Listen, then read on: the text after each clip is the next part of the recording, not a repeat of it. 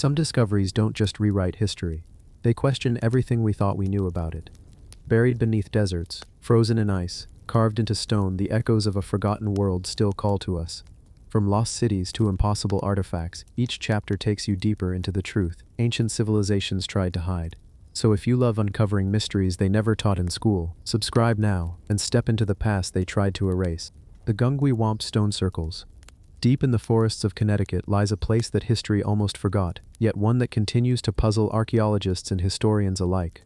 Known as the Gungwi Wamp Stone Circles, this site stretches across several acres of dense woodland, its boundaries marked by moss-covered stones and the whispers of centuries past. The name Gungwi Wamp itself evokes a sense of mystery, drawn from local folklore, and hints at a place where human hands shaped the earth in ways that are still difficult to understand. The site consists of multiple stone circles, carefully arranged, their purpose lost to time. Some are simple formations, while others are complex, with walls and chambers integrated into the landscape. Walking among them today, one can almost sense the rhythm of ancient activity, a people connected to the land, the sky, and perhaps something more than we can easily comprehend. Archaeologists first began serious examinations in the early 20th century, noting that the stone circles were not random. Each stone seems placed with intention, yet without any written record or clear cultural lineage. The purpose of these constructions has remained elusive. Were they ceremonial, a form of astronomical calendar? Or did they serve a practical purpose that we no longer recognize? The debates continue, and the answers remain tantalizingly out of reach. One of the most striking features of Gungwi Wamp is the presence of both stone circles and linear walls, sometimes intersecting in ways that suggest planning and knowledge of construction far beyond what would be expected from a small pre-Columbian society. Some researchers have proposed that these walls might have delineated sacred spaces, used in rituals that honored the cycles of nature, or even the spirits of the land. Others suggest that they could have been defensive structures, although their layout often seems impractical for military purposes. Evidence also suggests human habitation. Pottery shards, stone tools, and traces of hearths hint at a community that lived and worked here, blending daily life with ritualistic practices. Yet, unlike other sites in North America, Gungwi Wamp seems intentionally enigmatic, almost as if those who built it intended for its meaning to be obscured over time. Adding to the mystery, some of the stone circles at Gungwi Wamp appear to align with celestial events.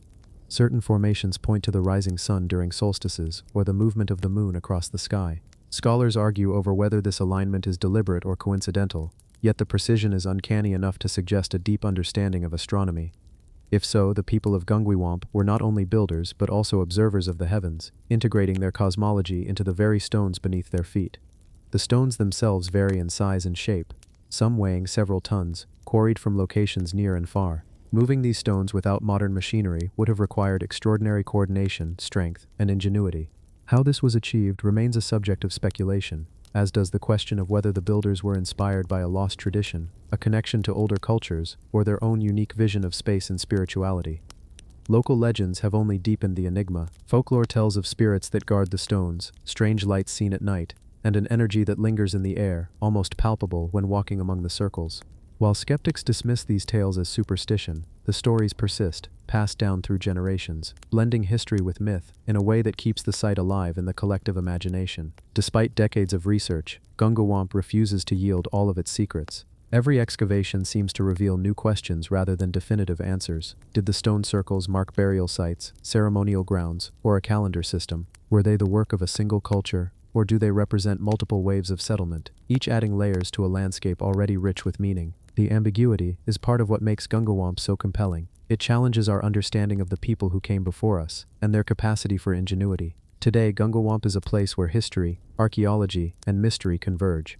Visitors can walk among the stones, touch the weathered surfaces, and imagine the hands that shaped them thousands of years ago. With every footprint, the echoes of the past seem to whisper questions. Who built this? Why? And what knowledge did they possess that has since vanished? The Gungwi Wamp stone circles are more than remnants of the past. They are a testament to human curiosity, creativity, and the enduring allure of the unknown. As researchers continue their work, as the forest slowly reclaims portions of the site, one thing remains certain: the stones will not reveal all their secrets quietly. They demand attention, contemplation, and a willingness to embrace the mysteries of time. The enigma of Gungwi Wamp reminds us that some parts of our history are deliberately veiled, waiting for those with patience and vision to uncover what lies beneath the surface. And perhaps, in the quiet of the Connecticut woods, the stones still remember the people who built them, standing as silent witnesses to a civilization that once thrived, whose story is only partially told, yet eternally fascinating. The Chinguetti Library, Sahara's hidden books. Amid the endless dunes of the Mauritanian Sahara lies a town that time almost forgot. Chinguetti, the city of libraries. Its walls are built from stone and sand, its narrow alleys carved by centuries of desert wind. But behind those ancient doors lies something astonishing. Thousands of handwritten manuscripts, preserved for over a millennium in one of the harshest environments on Earth. This is not just a town, it's a living time capsule, where words written centuries ago still whisper stories of science, faith, and human curiosity. For centuries, Chinguetti was a beacon for scholars crossing the Sahara, a sacred stop for pilgrims on their way to Mecca, and a center of learning that rivaled the great libraries of Timbuktu and Cairo. Caravans would arrive, heavy with salt, gold, and knowledge. In the flickering light of oil lamps, scholars studied mathematics, astronomy, medicine, and philosophy. What they wrote, they preserved. Not on stone, but on fragile pages of parchment and camel skin. Each library here once belonged to a family, passed from father to son for generations. Today only a handful remain. 5 family libraries, each holding manuscripts older than most nations. Some are wrapped in leather, others simply bound with string. The air is thick with dust and age. Yet when you touch those pages, it's as if the past breathes back. The oldest manuscripts date to the 9th century. They contain treatises on geometry, celestial calculations, even detailed maps of the stars, proof that scholars of the Sahara were far from isolated. They were connected to a vast network of knowledge, stretching across Africa, the Middle East, and beyond. But how did such delicate knowledge survive the desert? It's a miracle of devotion. Families guarded these books as if they were living ancestors. When sandstorms came, they buried the manuscripts for protection. When invaders threatened, they fled with the texts hidden beneath their robes. For centuries, this cycle of protection and rediscovery has repeated. Knowledge constantly on the edge of extinction, yet never completely lost. The architecture of Chinguetti reflects this balance between endurance and fragility. Its great mosque, built from hand-cut sandstone, still stands with its square minaret, one of the oldest in continuous use anywhere in the Muslim world. Around it, the labyrinth of alleys leads to the homes that house these libraries, where history lives in silence. The desert, though, is relentless. Each year, shifting dunes creep closer. Some homes are half buried already, their doors leading to chambers of dust. Inside, manuscripts decay under the slow violence of time. Ink fades, pages crumble. Yet still, the caretakers, the last librarians of Chinguetti, refuse to let them go. Take, for instance, the Habat Library, one of the most famous. Its caretaker, from a family that has watched over these books for more than 600 years, opens the doors not to tourists, but to pilgrims of knowledge. He holds each manuscript like a relic, not just a record of the past, but a message to the future. These books are my ancestors, he says. If they die, we lose who we are. Among the texts are wonders, diagrams of the stars drawn with mathematical precision, herbal remedies written in ancient Arabic, and commentaries on Greek philosophy translated centuries before Europe's own Renaissance. These books challenge the notion that the desert was ever empty. They prove that civilization and learning once thrived at the edge of the world, powered not by stone temples or monuments, but by ink, intellect, and faith. Modern historians now see Chinguetti as a cornerstone of Saharan scholarship, part of a vast intellectual highway that stretched across the Sahel. It was a node where knowledge flowed freely between continents, where ideas were traded alongside salt and gold. Yet, for all its glory, Chinguetti is slowly dying. The desert is winning its patient war. Each year, sand drifts higher against the walls. Each gust of wind carries away another grain of memory. Preservationists have tried to rescue what they can, scanning pages, cataloging texts, but for every book saved, another is lost to decay. Still, hope remains. The spirit of Chinguetti endures in the hands of its people. When visitors arrive, the librarians welcome them not with gold or relics, but with stories. They open a manuscript, point to its inked words, and say, "This is who we are." And perhaps that's the greatest legacy of all, that even in the heart of the desert, knowledge was never abandoned. It was carried, guarded, cherished, because those who came before us understood something profound, that civilizations may crumble, but ideas, when written, can live forever. As the sun sets over the dunes, the wind whispers through the stones of Chinguetti. Inside those quiet libraries, the words of scholars from 1,000 years ago still lie waiting, a message from the past, urging us not to forget. For in the sands of the Sahara, the memory of humanity itself is written in ink that refuses to fade. The Bata Valley megaliths, in the heart of Sulawesi, Indonesia, surrounded by misty mountains and whispering forests, lies a place where giants seem to have walked. the Bada Valley. It's a land of strange silence, where over 400 ancient stone figures stand scattered across rice fields and jungle clearings, as if frozen in time. They are not marked by any known civilization, not tied to any recorded history, and no one knows who carved them, or why. Locals call them Watu Bala, the stone people. Some say they were once living beings, rulers, warriors, or even spirits turned to stone for breaking divine laws. Others believe they were guardians, placed to watch over the valley since before memory began. But archaeologists, despite decades of study, are left with questions that defy every textbook. The Bada Valley megaliths are not just monuments, they are enigmas. Each statue is carved from solid granite, some standing over 4 meters tall, their faces eerily human, yet hauntingly alien. Their eyes, wide, circular, and deep, stare endlessly toward the horizon. Their arms are pressed close to their sides, their torsos smooth and simple. There are no detailed ornaments, no inscriptions, no language, only silence. To the untrained eye, they might look primitive, but their craftsmanship says otherwise. Some weigh more than 20 tons, carved from a single block of stone that had to be transported across hills and rivers, with no trace of how. Even with modern machinery, it would be a monumental task. Yet these stones were shaped and moved, somehow, by people whose tools, as far as history tells us, should have been made of nothing more than wood and stone. The valley itself seems untouched by time. Morning fog drapes over the megaliths like a veil, and when the sun rises, it burns away to reveal shapes scattered across the landscape. Some upright, others half-buried, others lying as though toppled in ancient catastrophe. It's as if a forgotten civilization once thrived here, then vanished overnight, leaving behind only their stone sentinels. What makes the mystery even deeper is their isolation. There are no great temples nearby, no evidence of royal tombs or palaces, no pottery, no metalwork, nothing that connects these figures to a known culture. And yet, they appear too advanced to be random. Every statue has proportion, symmetry, and purpose. In the 20th century, when researchers first reached this remote valley, they were stunned. Some theorized these statues were part of a lost pre-Austronesian civilization, perhaps older than 5,000 years. Others proposed that they might have been ceremonial markers, used to honor the dead or the divine. But then, there are the other stones, great round boulders shaped like jars and lids, some hollowed inside, large enough to hold human remains. Were these burial chambers, ritual vessels, or something else entirely? Local legends tell a darker tale. They speak of an ancient kingdom destroyed by divine punishment, of leaders who used forbidden power, perhaps knowledge they weren't meant to have.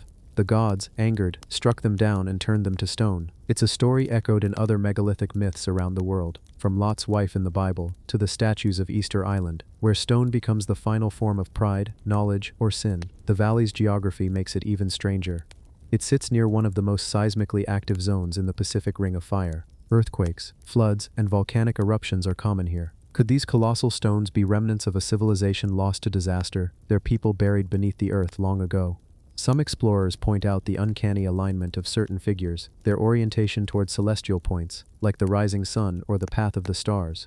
Could this valley have once been an astronomical site, a kind of prehistoric observatory connecting heaven and earth? The lack of writing doesn't mean the absence of intelligence. It could mean their language was of geometry and stone, a universal code meant to endure when words fade. Today, the Bada Valley remains one of Indonesia's least understood archaeological treasures. Many of the megaliths are still half hidden in the jungle, discovered only when farmers clear new land. There are statues still emerging from the earth, proof that the valley may be much larger than anyone realized. And with each new discovery, the mystery grows deeper. Modern archaeologists, using radiocarbon dating and geological mapping, have tried to assign a timeline. Some suggest 2,000 years ago, others say 5,000, but there are whispers from those who study global megalithic patterns that these could be far older, perhaps relics of a pre-cataclysmic world, a civilization erased before recorded time. Because when you compare them with other ancient sites, the statues of Easter Island, the stone faces of Guatemala, the pillars of Göbekli Tepe, you begin to see patterns, different continents, different cultures, but the same language of stone, the same hands, perhaps metaphorically, or maybe not, that shaped humanity's earliest monuments. Standing among these figures in the mist, you feel something strange, not fear, but presence, a stillness that feels alive. The statues are not dead stones, they watch, they remember. Each crack, each weathered groove, carries the weight of time and loss. The people who carved them are gone, but their will remains, immortalized in granite. Local villagers still treat the megaliths with respect. Some bring offerings, rice, flowers, incense. Others avoid the valley at night, believing the stones awaken under moonlight. To them, the Bada Valley is sacred, not a ruin, but a resting place for souls that never left. And maybe that's the truth. Maybe these aren't statues at all, but a warning, or a remembrance, a record of something we're not yet ready to understand. As dusk falls over the valley, the last rays of sunlight stretch across the stone faces, lighting their eyes for a fleeting moment, as if they're remembering, and in that golden silence, one can't help but wonder, what if these statues aren't from a forgotten past, but from a time that came before history itself? Until we can read the language written in their stone, the Bada Valley megaliths will remain what they've always been, sentinels of mystery, guardians of memory, and reminders that humanity's story began far earlier and far stranger than we ever imagined. The Temple of the Fox at Buena Vista, hidden deep in the dry valleys of coastal Peru, surrounded by cliffs and whispering winds, lies a place that seems to have been built for the gods, long before the world remembered their names. It is known simply as the Temple of the Fox, and for over 4,000 years it has guarded a secret, a forgotten people who looked to the stars, painted the heavens on stone walls, and built a temple not to power, but to light itself. When you stand at Buena Vista, a desolate ridge overlooking the Chillon River Valley, the silence feels ancient, the air is dry, the earth sun-baked, and scattered across the hills are fragments of pottery, bone, and obsidian that hint at a civilization long vanished. For centuries, no one knew this place existed. It wasn't until the early 2000s that archaeologists, following whispers of local farmers, unearthed something extraordinary beneath the dust. They found a massive mound, the remains of a 3000 BCE ceremonial complex older than Machu Picchu, older even than the pyramids of Egypt. Inside, buried under layers of mud and time, lay a mural unlike any ever seen in the Andes. The image of a fox, painted in bright ochre and white, with its head turned toward the stars. The temple that surrounded it was aligned not by chance, but by the solstice sun. Every year, on the shortest day of winter, the first beam of dawn would pierce through a narrow passage and fall perfectly upon the fox's painted face, awakening it in a blaze of gold. For the people who built this place, that moment wasn't mere decoration, it was ritual, it was power.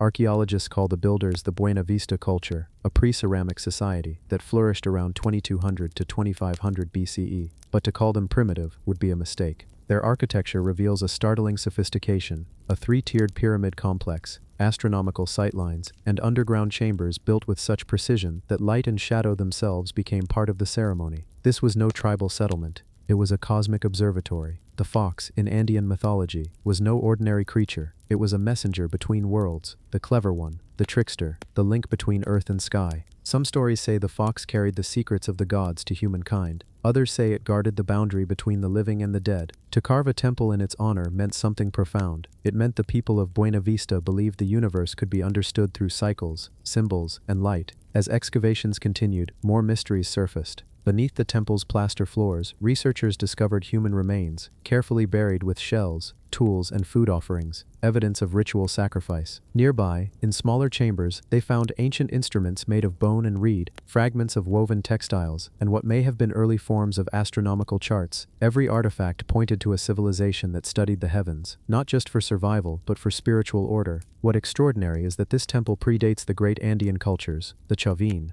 the Nazca, the Inca, by over a millennium. It's as if the Temple of the Fox was a prototype, a sacred experiment that would echo across Peruvian history for thousands of years. Its alignment to solstices mirrors the later temples of Cusco. Its symbolism reappears in Nazca geoglyphs. Buena Vista was, in every sense, a seed of civilization. But what did these ancient builders know that we have forgotten? How did a people with no metal tools, no written language, and no wheels create such a precise astronomical monument? And how did they encode time itself into stone and light? Modern researchers have mapped the temple's geometry and found that its axis aligns almost exactly with the point where the sun rises on the June solstice. For a few brief moments each year, sunlight travels through a long corridor, striking the mural at the exact moment of sunrise, illuminating not just the fox but a second hidden image behind it, a human-like figure with arms raised to the sky. It's as if the two images, fox and man, were meant to merge in light, representing the union of heaven and earth. In that instant, the temple becomes alive, a living instrument of celestial worship.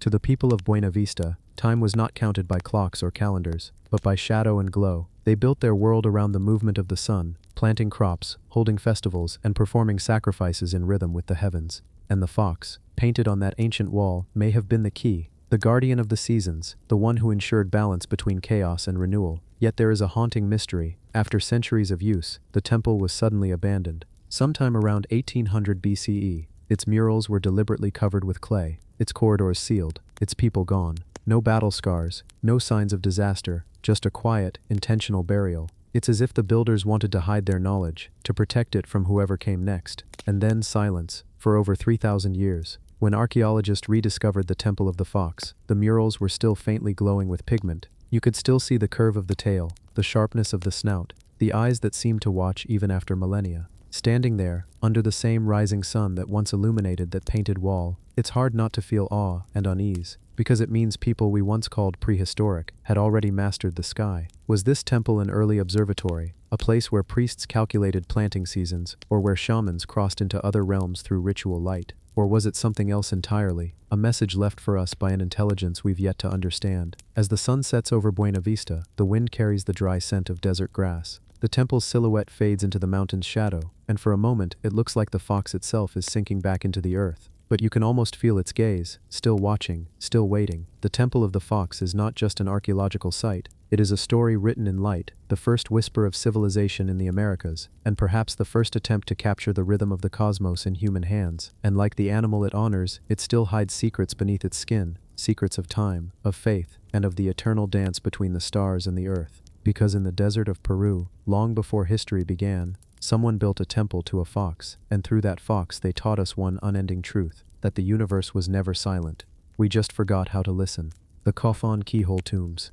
In the heart of Japan, beneath fields and cities, under forests and rivers, lie giants, not of flesh and bone but of earth. They are older than the samurai, older than the shogun.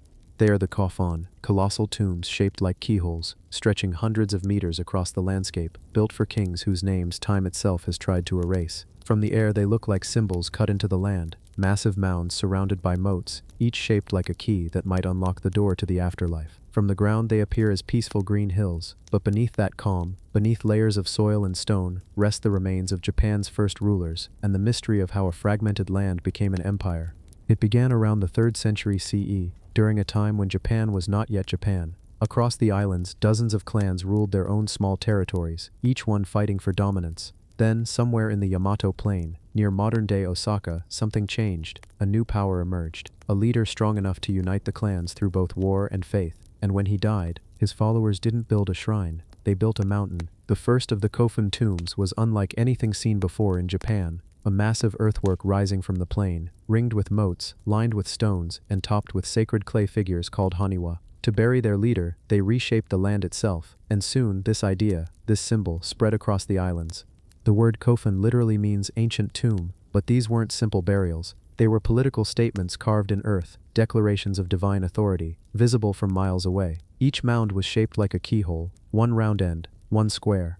The round side marked the burial chamber, the domain of the soul. The square side symbolized the living world. Together, they formed a bridge between life and death, heaven and earth, ruler and people. Some archaeologists believe the design may have cosmic meaning, a fusion of solar and terrestrial forms, or a symbol of unity between heaven, the circle, and humanity, the square. Others say it's a map of the universe itself, meant to guide the dead emperor's spirit into eternity. But perhaps the most astonishing thing isn't their shape, it's their scale. At the center of the Kofun era stands one structure, the Daisen-ryo Kofun, believed to be the tomb of Emperor Nintoku. It is over 486 meters long, surrounded by 3 moats, and contains more earth than the Great Pyramid of Giza. It is one of the largest tombs ever built on Earth, and yet, despite its size, it has never been excavated. For centuries, the Japanese Imperial Household Agency has declared these tombs sacred ground, off-limits to science. No one is allowed to dig, to probe, or to photograph inside. What lies beneath remains a mystery, locked away in silence. But small excavations around other smaller kofun have revealed glimpses of what may lie within. Burial chambers lined with stone, coffins carved from single tree trunks, offerings of bronze mirrors, iron weapons, jeweled beads, and armor that gleams like the scales of a dragon. Each item tells the story of a people in transition, from tribes to nation,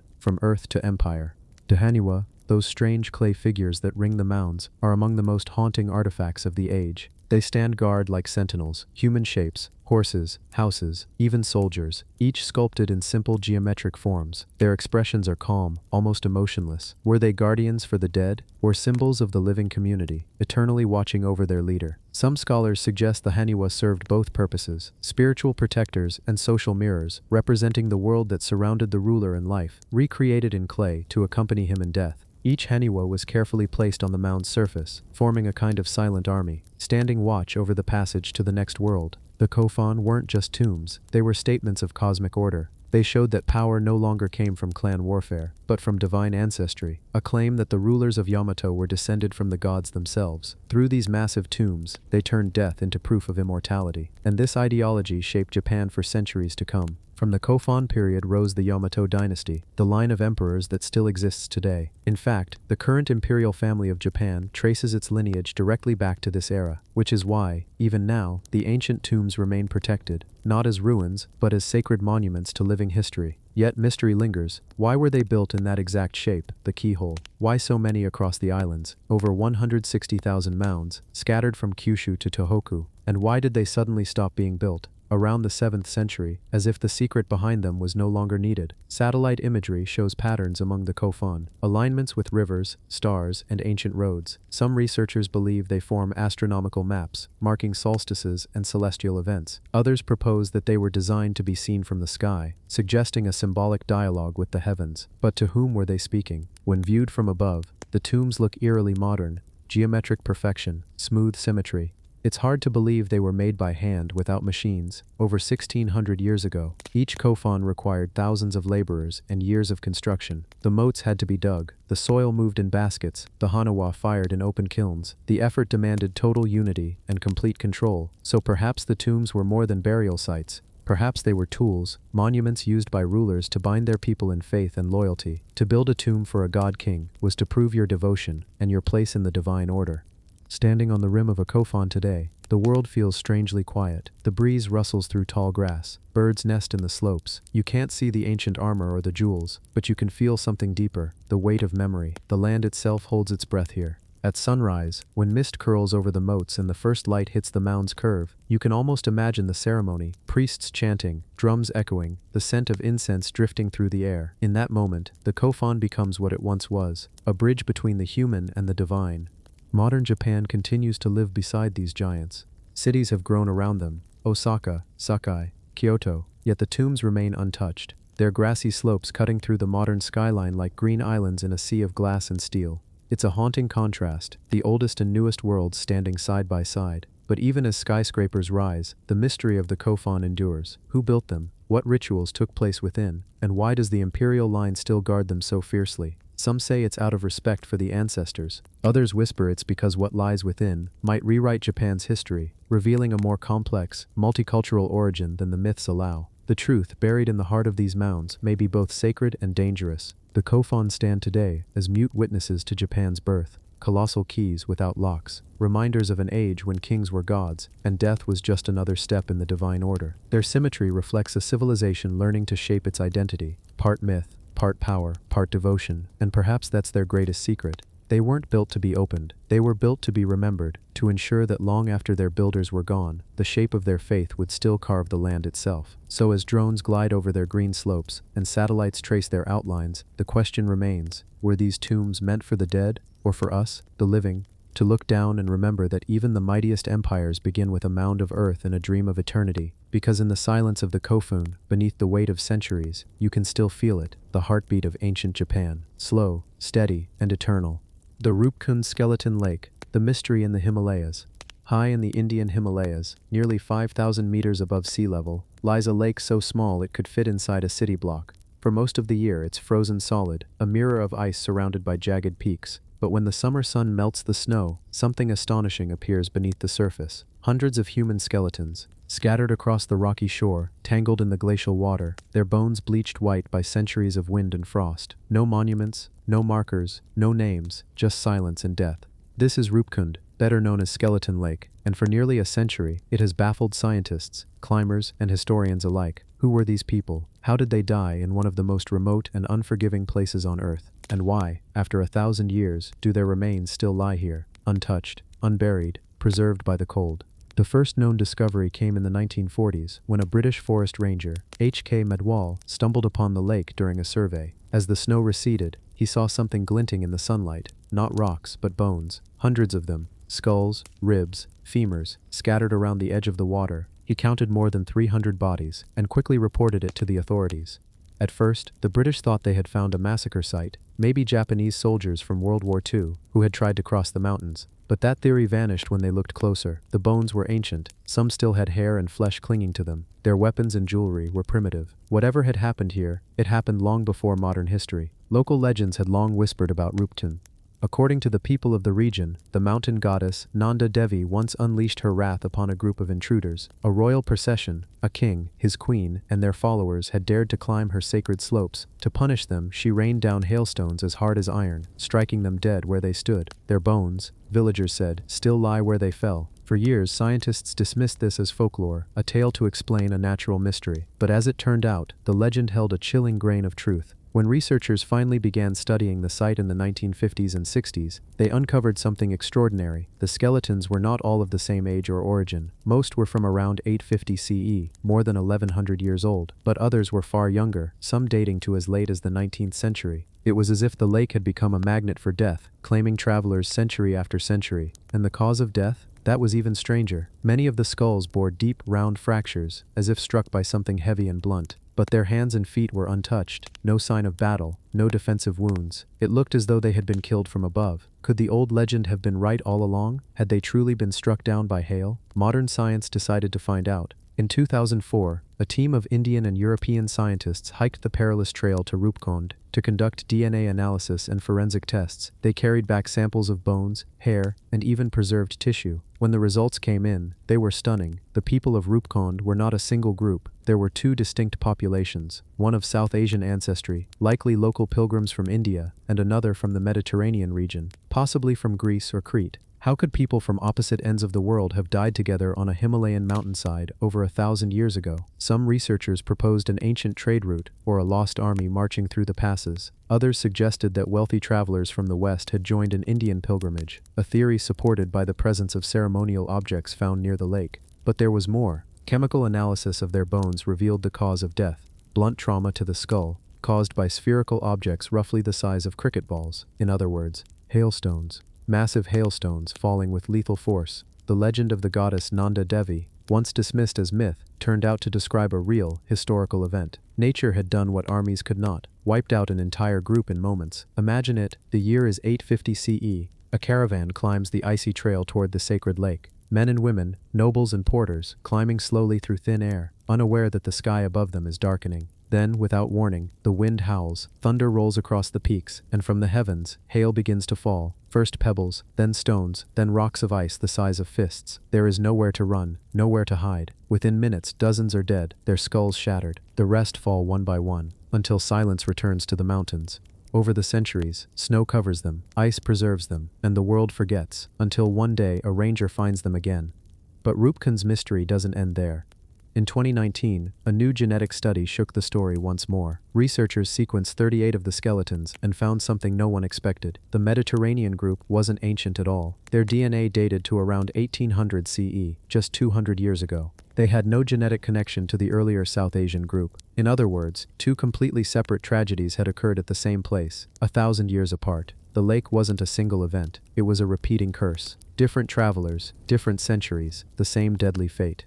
Today, Rupkund is a forbidden place. The Indian government restricts access, partly to protect the fragile remains and partly for safety. Trekkers who reach the site describe it as haunting, the wind whistling across the valley, the water dark and still, the bones sometimes visible beneath the ice like pale ghosts. It feels less like a lake and more like a memorial, carved by nature itself. Scientists continue to study the remains using remote sampling and satellite imagery. Some hope to learn more about the people's diets, origins, and the route they took. Others are fascinated by how the bodies were preserved for so long, frozen, thawed, refrozen, yet still recognizable. Each new test brings new questions. Were the groups connected by faith or by fate? Did Rupkund draw them here for reasons we don't yet understand?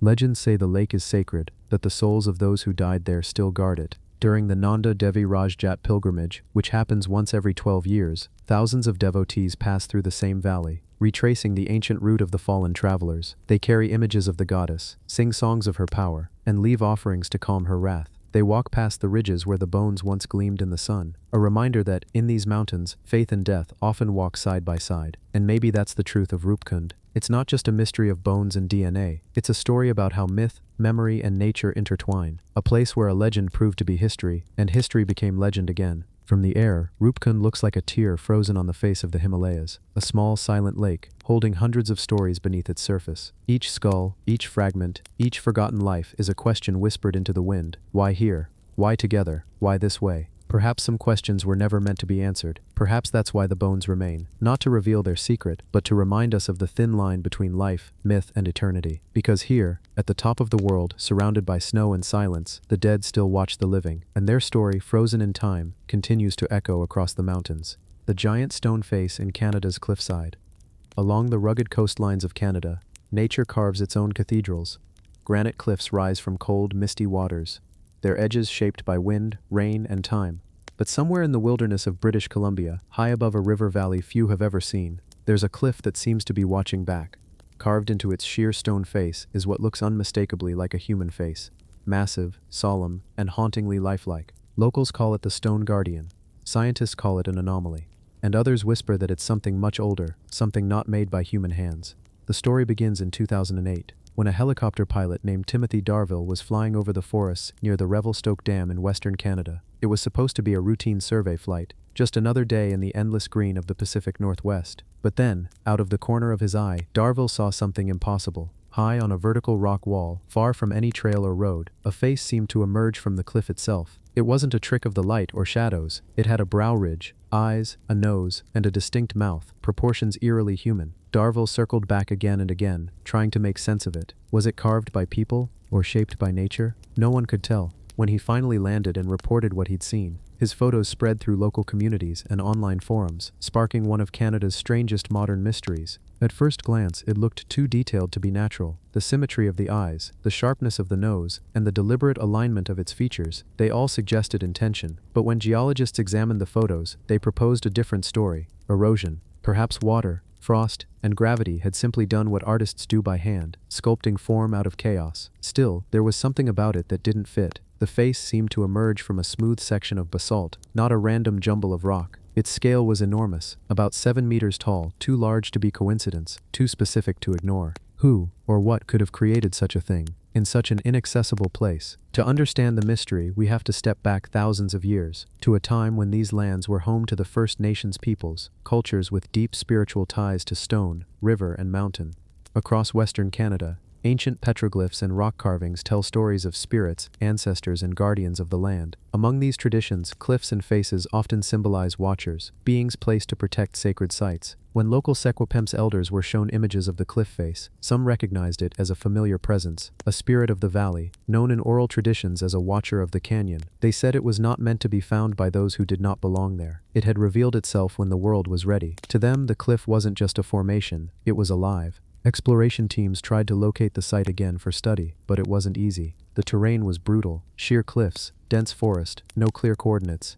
Even the original pilot struggled to find it again, as if the mountain itself didn't want to be found. Some speculated that the location was deliberately kept secret by locals to protect it from vandalism or exploitation. Others claimed it had vanished altogether, that when later flights searched the same ridge, the face was gone. Could it have been an illusion, a fleeting trick of shadow and light? Or could the stone have eroded in the short span of a few years, erasing what had once been clear? But the stone face is not alone.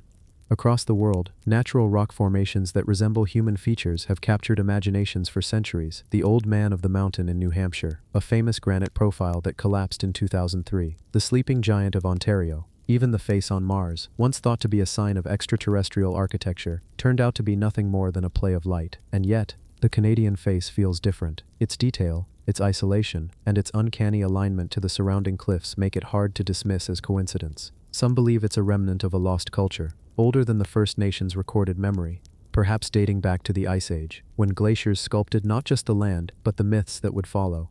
Archaeologists, when pressed, admit that there are still vast regions of Canada's wilderness that have never been fully mapped. Entire valleys, caves, and stone formations remain untouched. Satellite imagery often fails to capture the vertical faces of cliffs hidden under the canopy. So, the truth of the stone face might still be waiting there, above the trail line, beyond the trails. Some geologists have suggested a hybrid theory, that the cliff originally had a natural resemblance to a face, but that ancient peoples might have enhanced it, deepening the eyes and refining the nose, turning nature's accident into deliberate art. It wouldn't be the first time this had happened. In South America, the megaliths of Sacsayhuaman appear natural until closer inspection reveals human shaping. In Turkey, Mount Nemrut bears colossal stone heads, half buried in rock slides, and in Egypt, the cliffs around Abu Simbel were once part of the mountain itself, until the hand of man transformed them into monuments. Perhaps in Canada something similar occurred, a forgotten culture blending art and landscape until the two became one. For many who have seen it, the face has a presence, not of menace, but of patience. Its eyes seem to follow the valley below, watching the river as it cuts through the mountains. In local legend, cliffs that resemble faces often mark boundaries between worlds, the human and the spirit, the visible and the hidden. They are thresholds, places where you can feel that something vast and ancient is just out of sight. Those who believe in the supernatural say that the stone face is more than a coincidence. They claim it appears only to those who are meant to see it, a test of awareness, a whisper from the land itself. Some hikers have reported strange sounds in the area, low vibrations, echoing as if the mountain were breathing. No instruments have ever confirmed them, but the stories persist. Modern expeditions have tried to rediscover the exact site using drones and satellite imagery. A few have come close, capturing similar formations, but none match the face captured in that original 2008 photograph. Some suggest that the photograph itself was never properly verified. Others insist it's real, a mystery hiding in plain sight, waiting for someone to look again. Either way, the legend has grown. Artists have painted it. Writers have connected it to myths of giants, to the Anunnaki, even to lost civilizations that may have crossed the Atlantic long before Columbus. The mountain has become part of a modern mythology, half science, half story. And that, perhaps, is the real power of the stone face. It reminds us how thin the line is between nature's art and human imagination, how easily we see ourselves reflected in the earth, in cliffs, in clouds, in stars. Whether carved by a forgotten hand or shaped by 1,000 storms, it holds the same message, that we are not just observers of the world, but participants in its story. Every age has its mysteries, every landscape has its watchers, and somewhere in the vast wilderness of Canada, one of them still looks down, silent, patient, timeless. So if you ever find yourself flying over the forests of British Columbia, look closely at the cliffs. You might just see a face looking back. And whether it's the work of man, nature, or something in between, remember, some mysteries aren't meant to be solved, they're meant to be seen. The 3-ton stone sphere in Bosnia, natural or engineered. Deep in the rolling hills and dense forests of Bosnia, scattered across the landscape, lie stone spheres that have puzzled scientists, archaeologists, and locals alike for generations. Some are no larger than a grapefruit, while others weigh several tons, perfectly round and unnaturally smooth. Among them, a particular sphere weighing over 3 tons stands out. Half buried in the soil, its surface catches the light in a way that draws the eye, compelling you to wonder, how did it come to be here, and why does it exist at all? These spheres have been known to local communities for centuries, often passed down in whispers and stories that seem to border on legend. Elders speak of ancient hands shaping the stones, of builders whose knowledge of geometry and precision was so advanced that it defies explanation. Some insist the spheres were placed here to mark sacred sites or to align with celestial events, while others suggest they were instruments of measurement or even symbols of power. But despite these stories, the truth remains elusive. When European researchers first arrived in the region during the 19th century, they were struck by the sheer number of spheres scattered across the landscape. Early surveys catalogued hundreds, noting the astonishing uniformity in their shape. Many were made from the local limestone, a material not easily shaped without specialized tools. Their surfaces, in some cases, are perfectly round, a geometric precision that modern stone-cutting equipment struggles to replicate even today. These details raised an essential question: are these spheres the product of natural processes, or were they crafted by intelligent hands long before we understood the full capabilities of ancient civilizations? Geologists studying the area initially argued that the spheres could be the result of natural concretions. Over millions of years, minerals sometimes cluster together under pressure to form rounded shapes. In some cases, water erosion polishes the surface, giving the appearance of deliberate shaping. But when scientists measured the spheres, compared their surfaces, and examined their distribution across the terrain, inconsistencies began to emerge. Many of the largest stones, like the 3-ton sphere, are positioned in ways that seem purposeful. They are not randomly scattered, as one might expect from natural formation. They appear in clusters, aligned with one another, and in some instances, oriented according to the slopes and contours of the land. These alignments hint at a deeper understanding of landscape and geometry, knowledge that seems far beyond the capabilities of the communities believed to inhabit the region thousands of years ago. Archaeologists began documenting the spheres with precise mapping and 3D scanning technology, revealing further anomalies. Some spheres have faint carvings, barely visible to the naked eye, almost like inscriptions or symbolic markings. Others show grooves and indentations that do not match any known natural process. These markings suggest tools were used in their creation, but tools of what kind and by whom remains unknown. Local legends provide some guidance: tales of giants rolling stones into place, of mystical hands guiding their formation, of ancient rituals so sacred they were intentionally left unrecorded in any written form. Whether myth or reality, the spheres have captured imaginations for generations. The largest spheres, like the one at the center of this mystery, challenge every conventional explanation. Weighing more than 3 tons, it is impossible to move without sophisticated lifting devices. Yet there it lies, positioned carefully on the hillside, as though it were deliberately placed to serve a function we cannot decipher. Some theorists suggest that these spheres could have been markers for ancient astronomical observations. Others speculate that they were part of a larger ceremonial complex, long since vanished, their purposes hidden beneath centuries of forest growth and soil accumulation.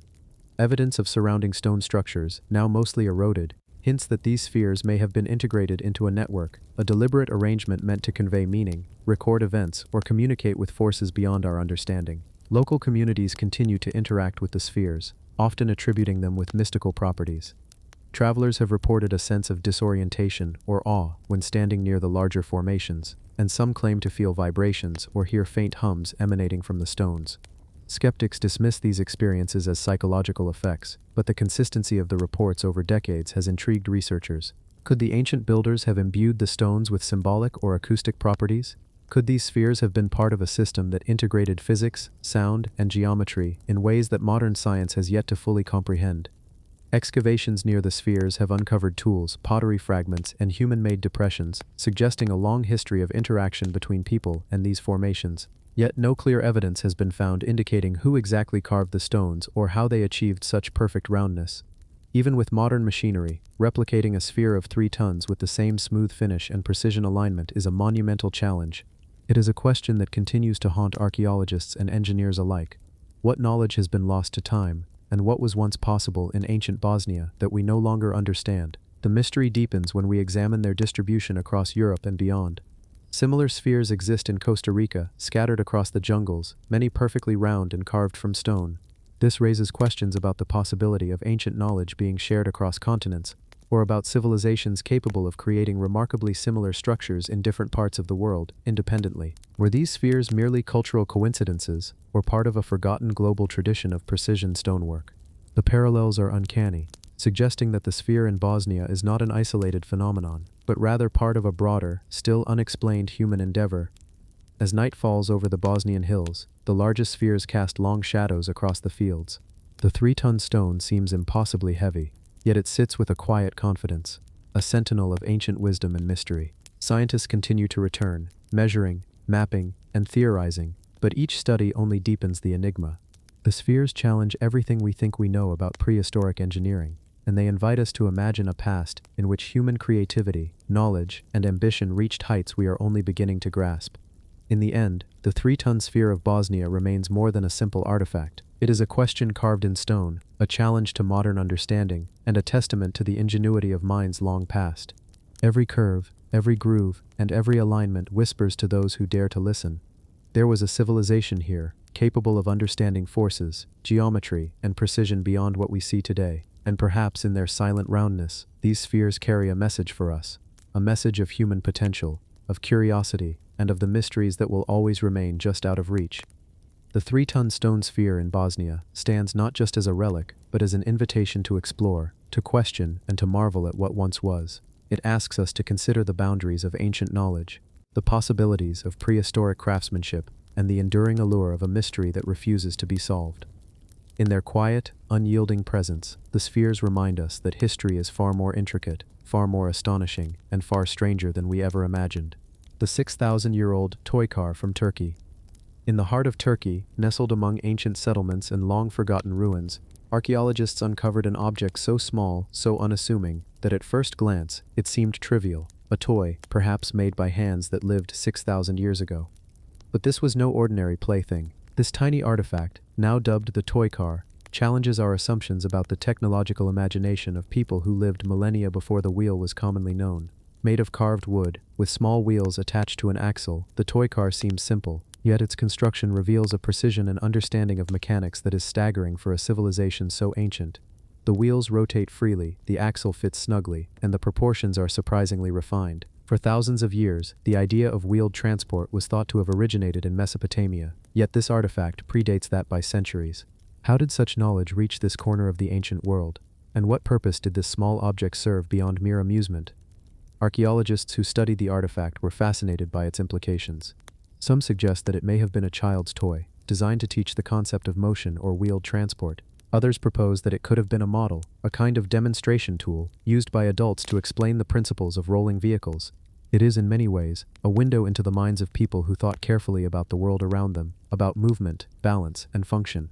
The context of its discovery adds to the intrigue. Found in a settlement that predates major urban centers in the region, the artifact was buried alongside everyday objects, pottery, stone tools, fragments of buildings, but nothing else suggested advanced mechanical knowledge.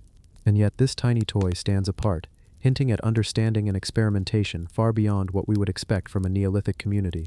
Historians have debated the implications for decades. Could it have been purely symbolic, an object of ritual rather than play? Or is it possible that the people of this era had already begun to explore concepts of transportation in miniature form, long before these ideas were applied at full scale? The craftsmanship itself is remarkable. The wheels are carefully rounded, the axles are proportionate, and the entire structure is balanced in such a way that it rolls with ease across flat surfaces. For an object so small and ancient, it demonstrates an awareness of mechanics that rivals much later inventions. Experts also note the cultural significance. Toys, after all, are not merely objects of amusement, they are tools of learning. They are how knowledge is transmitted across generations, how children are introduced to the principles that govern the world. In holding this tiny car, a child from 6,000 years ago may have been learning lessons about motion, physics, and engineering, without ever fully understanding it in modern terms. Perhaps, in their hands, it sparked curiosity, exploration, and innovation. The artifact also invites us to reconsider the broader timeline of technological development. If such mechanical understanding existed 6 millennia ago, it suggests that the early societies of Anatolia were experimenting with concepts that would later revolutionize human civilization. We often think of innovation as linear, as progressing from simple to complex, but this small toy challenges that assumption. It reminds us that insight, ingenuity, and imagination can appear in any age, often in ways that are subtle, hidden, or overlooked. When the toy car was displayed in museums, visitors were struck by its simplicity and elegance. Its small wheels and wooden body evoke a sense of intimacy with the past. It reminds us that the people who lived long before recorded history were capable of play, of teaching, of thinking creatively about their world. It also sparks profound questions. How many other artifacts, now lost to time, might reveal that ancient humans were experimenting with technology far earlier than previously believed? What other mysteries remain buried beneath the soil, waiting to challenge our assumptions about early civilization? Beyond its mechanical implications, the toy car is a cultural symbol. It connects us to our ancestors, bridging a gap of 6,000 years. In its small, carved form, we can imagine the hands that crafted it, the people who passed it down, the lessons it may have taught. It is a testament to human curiosity, a reminder that even in the earliest stages of civilization, people were thinking, imagining, and experimenting in ways that resonate across the ages. This tiny artifact, delicate and unassuming, continues to captivate archaeologists and historians. Its wheels may not have carried goods or people, but its existence carries profound significance. It tells a story of creativity, education, and mechanical intuition. It challenges modern perceptions of ancient societies, suggesting that even 6,000 years ago, humans were capable of extraordinary insight. The 6,000-year-old toy car from Turkey is more than a relic. It is a reminder that the human mind, even in its earliest stages, was drawn to curiosity, play, and the exploration of ideas. In this small wooden object, we see the beginnings of concepts that would eventually shape civilizations, influence technology, and transform the world. It is a connection across time, a testament to ingenuity, and a mystery that continues to inspire awe. The 2,000-year-old sunglasses from Peru. In the arid highlands of Peru, where the sun burns with an intensity few can endure, archaeologists uncovered a remarkable artifact that seems to defy the timeline of human innovation. Nestled among the ruins of ancient Andean settlements, a pair of objects resembling modern sunglasses was unearthed, crafted not from plastic or glass, but from carefully shaped materials that shielded the eyes from the harsh glare of the sun. These artifacts, now known as the 2,000-year-old sunglasses of Peru, offer a glimpse into an advanced understanding of light, vision, and human comfort long before their supposed invention in modern times. The sunglasses were constructed with thin slits, designed to reduce the intensity of sunlight while maintaining visibility. They were not decorative, they were functional, precise, and tailored for survival in a landscape dominated by snow, rock, and bright reflections. Scholars have noted that such artifacts likely served multiple purposes: protecting the eyes from snow blindness, assisting in navigation across high-altitude terrain, and perhaps even contributing to ceremonial or social status. The context of their discovery adds to the intrigue. Found in burial sites alongside finely woven textiles, ceremonial objects, and intricate pottery, the sunglasses suggest they were valued possessions, possibly used by elite members of society. Their design demonstrates a sophisticated understanding of optics, predating the development of protective eyewear in Europe by over a millennium. This raises compelling questions. How did the ancient Peruvians develop such technology? What inspired them to conceive of protective eyewear in a world without modern science? Experts studying the artifacts emphasize their craftsmanship. The material was carefully chosen to endure the harsh environment, and the slits were meticulously measured to balance visibility with protection. These objects were more than simple tools. They were engineered solutions, evidence of a people observing, analyzing, and adapting to their environment with ingenuity. The significance of the sunglasses goes beyond mere survival. They reveal an intimate relationship between humans and their landscape, showing that early civilizations were capable of solving complex problems with creativity and practical skill. Unlike other ancient inventions that required extensive resources or monumental effort, these sunglasses demonstrate that technological advancement can also be subtle, elegant, and highly functional.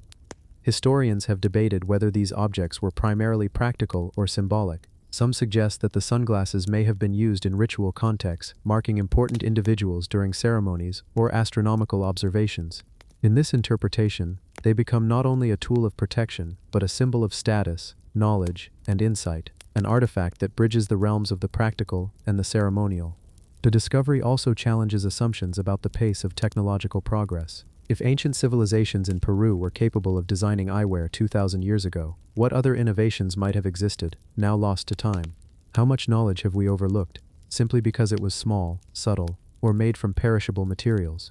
Each new artifact like this redefines our understanding of human capability, reminding us that innovation is not a linear process and that ingenuity has always been a part of the human story. Visitors to museums where these artifacts are displayed are often struck by their simplicity, yet beneath the unassuming exterior lies remarkable sophistication. The sunglasses invite reflection on the creativity and resourcefulness of the people who crafted them, revealing how humans adapt to even the harshest environments. They are evidence of observation, experimentation, and adaptation, a testament to early technological thought. Beyond their functional use, these ancient sunglasses serve as a cultural bridge across millennia. They connect us with people who lived in a world without electricity, glass, or modern tools, yet who understood the principles of light and protection. In these small slits of material, we see a direct line of human curiosity, ingenuity, and necessity stretching across 2,000 years. The 2,000-year-old sunglasses of Peru are more than relics. They are a window into the minds of our ancestors. They show us a civilization that valued survival, ingenuity, and practicality, and that sought solutions in ways that resonate even today. Every glance at these objects is a reminder that human innovation has deep roots, often hidden in plain sight, waiting to be rediscovered and understood. These sunglasses may not have transformed the world in the way a pyramid or an aqueduct did, yet they speak volumes about the intelligence, adaptability, and creativity of ancient societies. They remind us that technological insight is not confined to any era, and that even small, overlooked objects can hold profound significance. In examining these artifacts, we are reminded that history is filled with surprises, objects that challenge our assumptions, compel us to ask new questions, and expand our appreciation for human achievement. The 2,000-year-old sunglasses from Peru are one such artifact, a small, ingenious creation that illuminates the enduring capacity of humans to understand, adapt, and innovate. The 7,000-year-old stone USB from Bulgaria. In the quiet hills of Bulgaria, archaeologists uncovered an artifact that has left historians and scientists baffled, buried among the relics of a civilization that lived more than 7,000 years ago.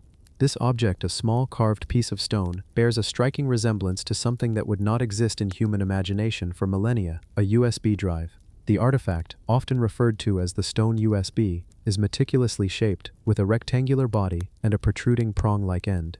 Its design seems far too deliberate to be random. The question that grips every researcher who examines it is simple yet profound. How could a society so distant in time conceive of a shape so similar to one of the modern era's most familiar tools? Found in a burial mound alongside pottery, jewelry, and tools for daily life, the artifact is far from a standalone anomaly. Its discovery hints at a culture that was capable of symbolic thinking, abstract design, and possibly advanced understanding of materials and shapes. Some theorists suggest that the object may have served a ritualistic purpose, functioning as a ceremonial token or a symbolic representation of connectivity, communication, or knowledge. The resemblance to a USB drive has sparked debates across the world. Could ancient civilizations have had insights into shapes and designs that echo our modern technological devices? Or is this simply a coincidence, a quirk of geometry repeated through human creativity across thousands of years? While skeptics remain cautious, the artifact's precision and symmetry suggest intentionality that cannot be easily dismissed. Experts studying the stone USB emphasize the craftsmanship. The edges are clean, the proportions carefully measured, and the prong is proportionate to the body in a way that suggests an understanding of form and balance. It is not rough, not accidental, it is deliberate. In a world without modern tools, creating such an object required patience, skill, and perhaps a vision beyond the necessities of survival. Some archaeologists propose that this object may have been used as a part of a larger system. Perhaps it was a key to a mechanism, a marker of ownership, or a symbolic connector between the living and the spiritual realm. These interpretations remain speculative, yet they underscore one truth: the artifact challenges our assumptions about the sophistication of prehistoric societies in Europe. The cultural context of the discovery deepens its mystery. The area in Bulgaria where it was found was home to an early agrarian community, people skilled in pottery, weaving, and stonework. Their society shows evidence of trade networks, social hierarchy, and ceremonial practices. Within this framework, the stone USB can be seen as an artifact that encapsulates both functionality and symbolism, bridging the gap between everyday life and abstract thought. When first unveiled to the public, the artifact provoked immediate fascination. People around the world were captivated by the uncanny resemblance to modern technology, and images circulated widely across media platforms. While some dismiss the connection as coincidental, the artifact continues to inspire discussions about human creativity, foresight, and the mysterious ways ideas manifest across time. For anthropologists, the artifact serves as a window into the cognitive world of early humans. It raises questions about the evolution of symbolic thinking, the capacity for abstract representation, and the ways in which ancient people conceptualized objects beyond mere utility. Perhaps the artifact was a way to encode information, preserve knowledge, or convey status. It is a reminder that even in prehistory, humans were capable of profound innovation. The stone USB also reminds us of the limits of our understanding.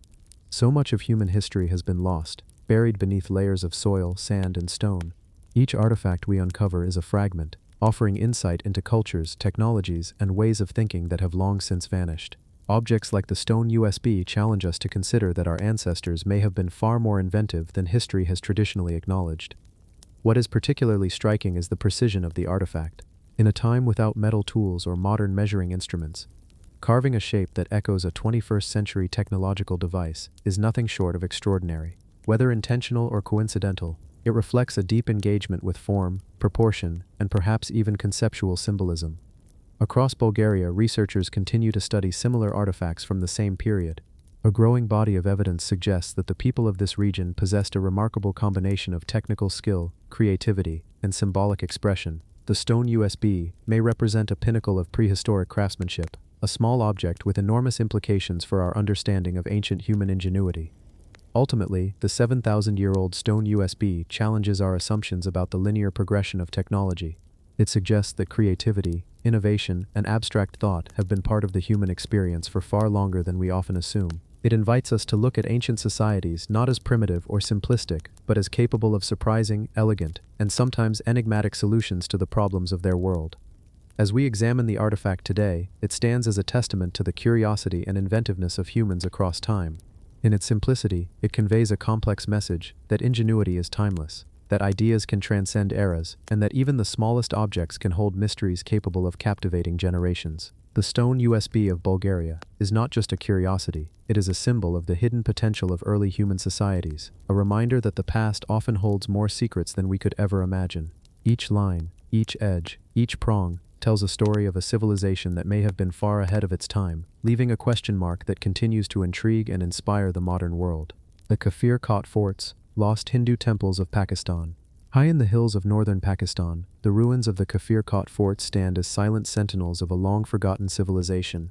Nestled along the ancient trade routes of the Indus Valley, these sprawling fortifications and temple complexes whisper stories of a people whose faith, artistry, and strategic genius have been largely lost to time. The name Kafir Kot, often translated as Fort of the Infidels, belies the grandeur that once existed here. Constructed centuries before the rise of modern states in the region, these forts were not mere defensive positions. They were hubs of culture, religion, and learning, places where priests, scholars, and warriors coexisted in a carefully ordered society. The ruins are spread across two main sites, often referred to as the Lower and Upper Kafir Kot, each containing temples, walls, and terraces that showcase remarkable architectural skill. Walking through the site today, one can still feel the echoes of its former life.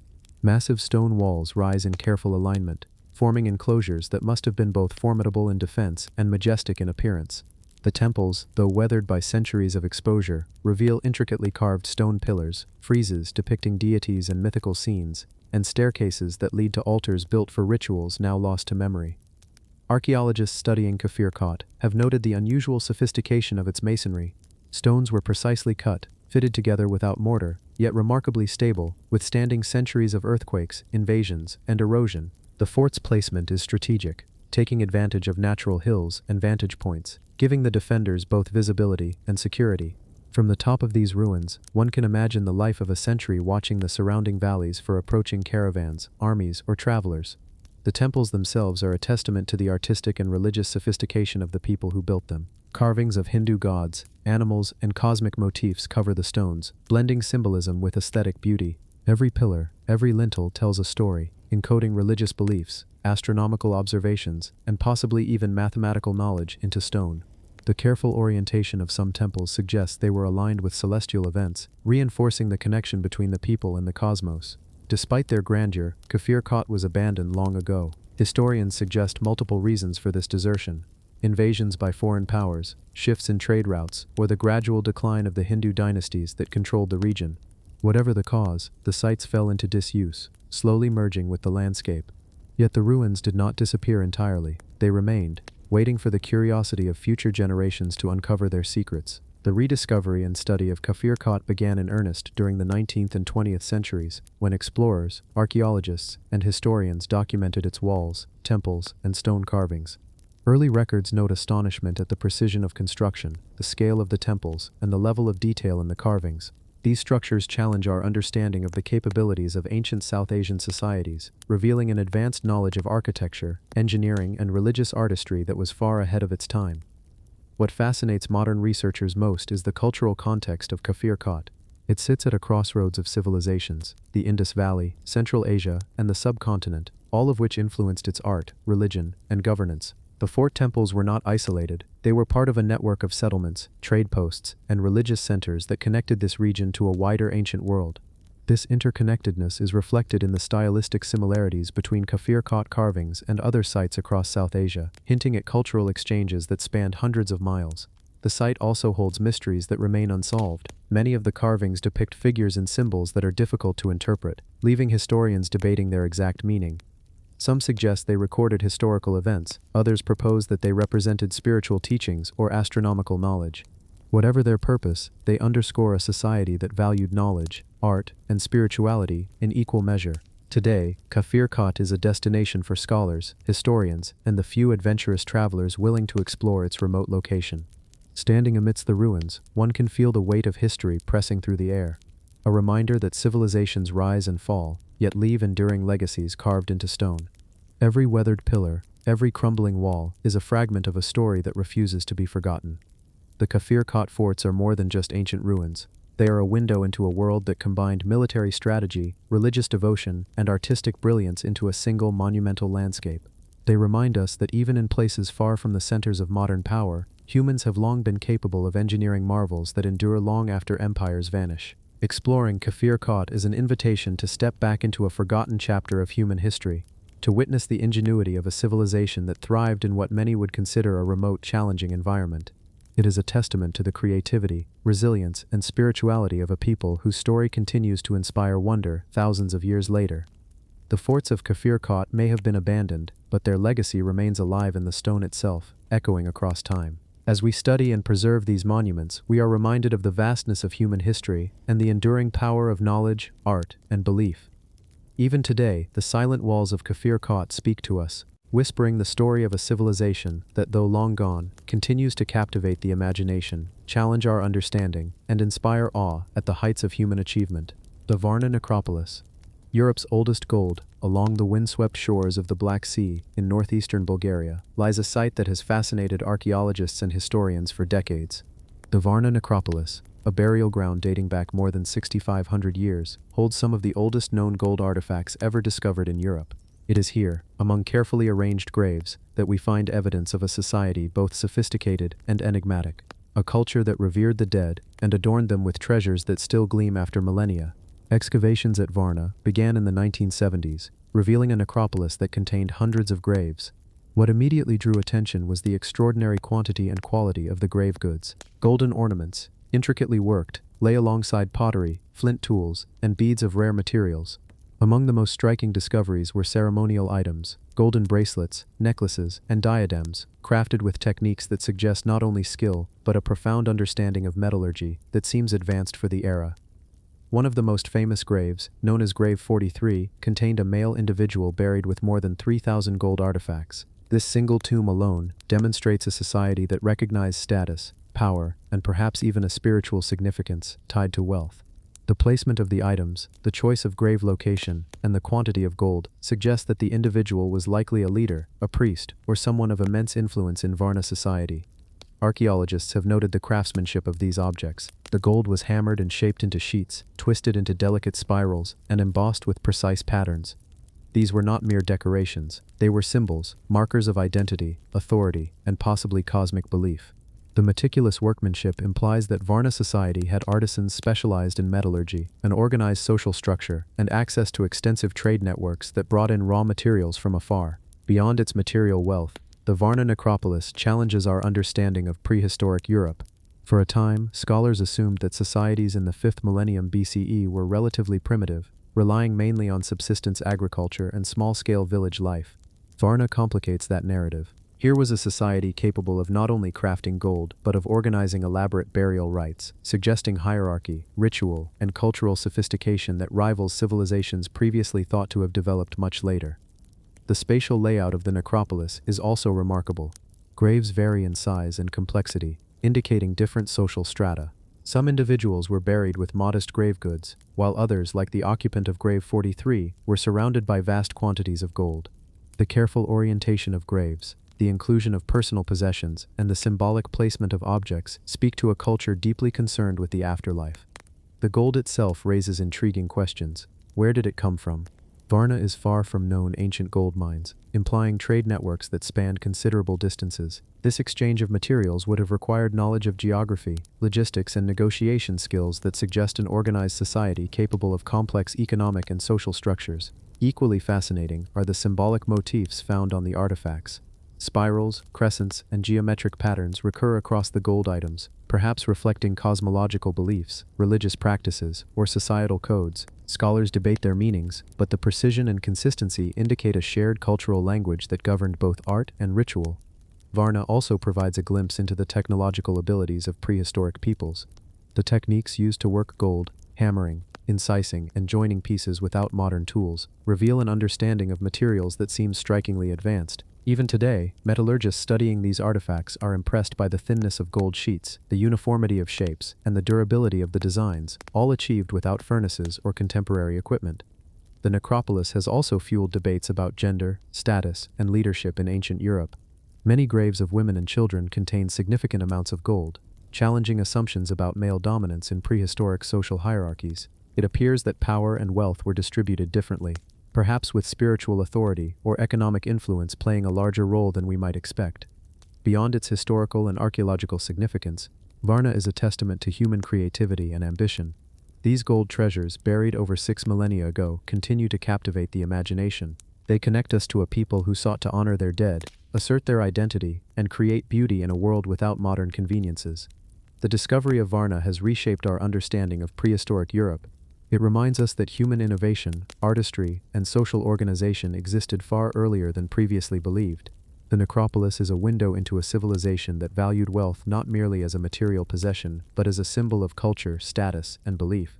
Even today, walking among the remnants of Varna, one can feel the weight of history pressing through the earth. The golden artifacts, though weathered, retain a brilliance that speaks across millennia.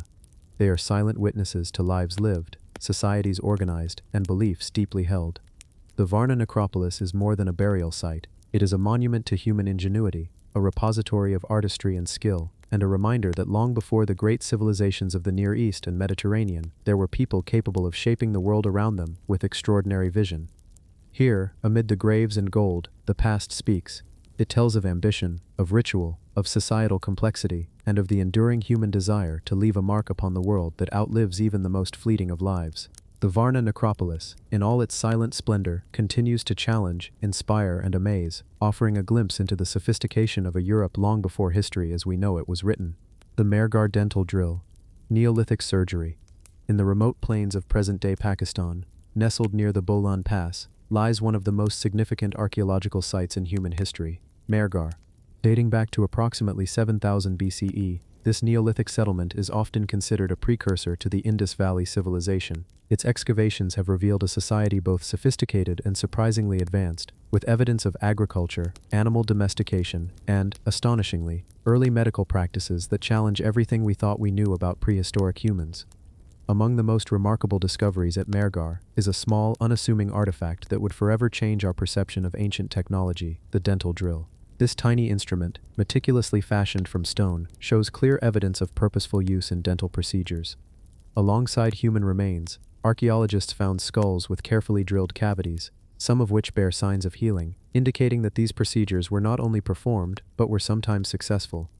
The very existence of a Neolithic dental drill invites questions about the knowledge and capabilities of early humans. How could a community without metal tools or modern anesthetics perform procedures precise enough to relieve pain, treat infections, and manipulate the hard enamel of teeth? The precision of the drill, coupled with the survival of some patients, suggests a deep understanding of anatomy and a level of skill previously thought impossible for 9,000 years ago. Mehrgar's dental drills were typically made of flint or other hard stones, sharpened and mounted on handheld handles. The process of drilling involved careful rotation, likely achieved with bow drills similar to those used in woodworking. Wear marks on the instruments indicate repeated use, while microscopic analysis of the teeth reveals an astonishing level of control, enough to remove decayed material without causing fatal damage. This wasn't accidental, it was a deliberate practiced art. The archaeological team also found evidence that the Mehrgar people had knowledge of antiseptics. Residue analysis suggests that natural herbs or plant resins may have been applied to the teeth or gums before and after treatment, reducing infection and improving healing outcomes. Combined with the mechanical skill of the drills themselves, this points to a society that valued both technology and human life in a way that we often associate with much later civilizations. The implications of the Mehrgar dental drills are profound. Until their discovery, dental care of this complexity was believed to have emerged only during the Bronze Age, thousands of years later. Here, in the fertile valleys of ancient Balochistan, humans were already performing surgeries, manipulating tools with precision, and demonstrating an understanding of the human body that challenges traditional timelines of technological progress. But dental care at Mehrgar wasn't just a technical achievement, it was deeply tied to social and cultural practices. Tooth drilling may have served not only as treatment for pain or infection, but also as a form of ritual or status. Some skulls show multiple drilled teeth, suggesting repeated interventions over a lifetime, possibly marking social identity, adulthood, or even spiritual purification. In this sense, technology and culture were intertwined, each shaping the other in ways we are only beginning to understand. Comparisons with other Neolithic sites reveal that Mehrgar was far from unique in its sophistication. Similar practices appear sporadically across ancient societies, yet nowhere is the evidence as clear or as meticulously documented. The Mehrgar dental drill stands as a testament to human ingenuity, showing that early societies were capable of far more than subsistence farming or basic tool-making. They were innovators, experimenters, and healers. The tools themselves, though simple by modern standards, required significant expertise to craft, choosing the correct stone, shaping it into a functional drill, and ensuring it could withstand repeated use without breaking demanded careful observation, trial and error, and intergenerational knowledge transfer. These instruments were not mere curiosities, they were essential components of a sophisticated healthcare practice. Archaeologists have also examined the biomechanics of drilling with these tools. The angle, pressure, and rotational speed required for effective drilling would have been delicate, indicating a combination of physical skill and empirical knowledge. This was knowledge acquired through observation, practice, and perhaps even apprenticeship, an organized transfer of technical expertise long before formal schools existed. Moreover, the dental drill of Mehrgar offers a window into the daily lives of its people. Oral health is a reflection of diet, lifestyle, and environment. Analysis of the skulls indicates that the Mehrgar inhabitants consumed a mixture of domesticated grains and wild plants, and the dental wear patterns suggest careful attention to oral hygiene. The presence of dental intervention further highlights a community capable of complex planning and care for its members. The discovery also challenges assumptions about the evolution of medicine. Today, we consider surgery and dentistry as hallmarks of advanced civilization, requiring specialized education and sophisticated tools. Yet at Mehrgar, long before writing, metallurgy, or complex urban centers, humans were already performing delicate, intentional interventions to alleviate suffering and preserve life. As we examine these artifacts, one cannot help but marvel at the ingenuity required to develop such a practice. Without electricity, anesthesia, or metal instruments, the people of Mehrgar achieved results that would be impressive even centuries later. Their work bridges the gap between the natural world and human innovation, demonstrating that curiosity, observation, and problem-solving are timeless human traits. The dental drills, along with other evidence from Mehrgar, paint a picture of a society that was experimental, practical, and deeply concerned with well-being. Every tool, every drilled cavity, and every healed tooth is a silent testament to a people who, despite living thousands of years ago, grappled with the same challenges and sought the same solutions that define medicine today. The Mehrgar dental drill reminds us that technological achievement is not solely the product of complex civilizations or urban empires. Innovation can emerge anywhere, whenever necessity, intelligence, and creativity intersect. In the dusty plains of ancient Balochistan, early humans demonstrated that even in the Neolithic era, they were capable of acts that blur the line between survival and science. Walking through the remains of Mehrgar, observing the artifacts and the meticulously prepared burial sites, we gain a profound appreciation for the ingenuity of these early people. Each drilled tooth tells a story of human determination, care, and the pursuit of knowledge long before written history began. In the grand sweep of human achievement, the dental drill of Mehrgar shines as an extraordinary example of prehistoric science, skill, and compassion. It compels us to rethink what we know about our ancestors, their abilities, and their understanding of the world. This tiny tool, so small and unassuming, bridges the chasm of millennia and speaks directly to the enduring human desire to heal, to innovate, and to leave a mark that endures far beyond a single lifetime. The Lipensky Vir sculptures, Danube River gods. Along the winding banks of the Danube River, in present-day Serbia, lies one of Europe's most enigmatic prehistoric settlements, Lipensky Vir.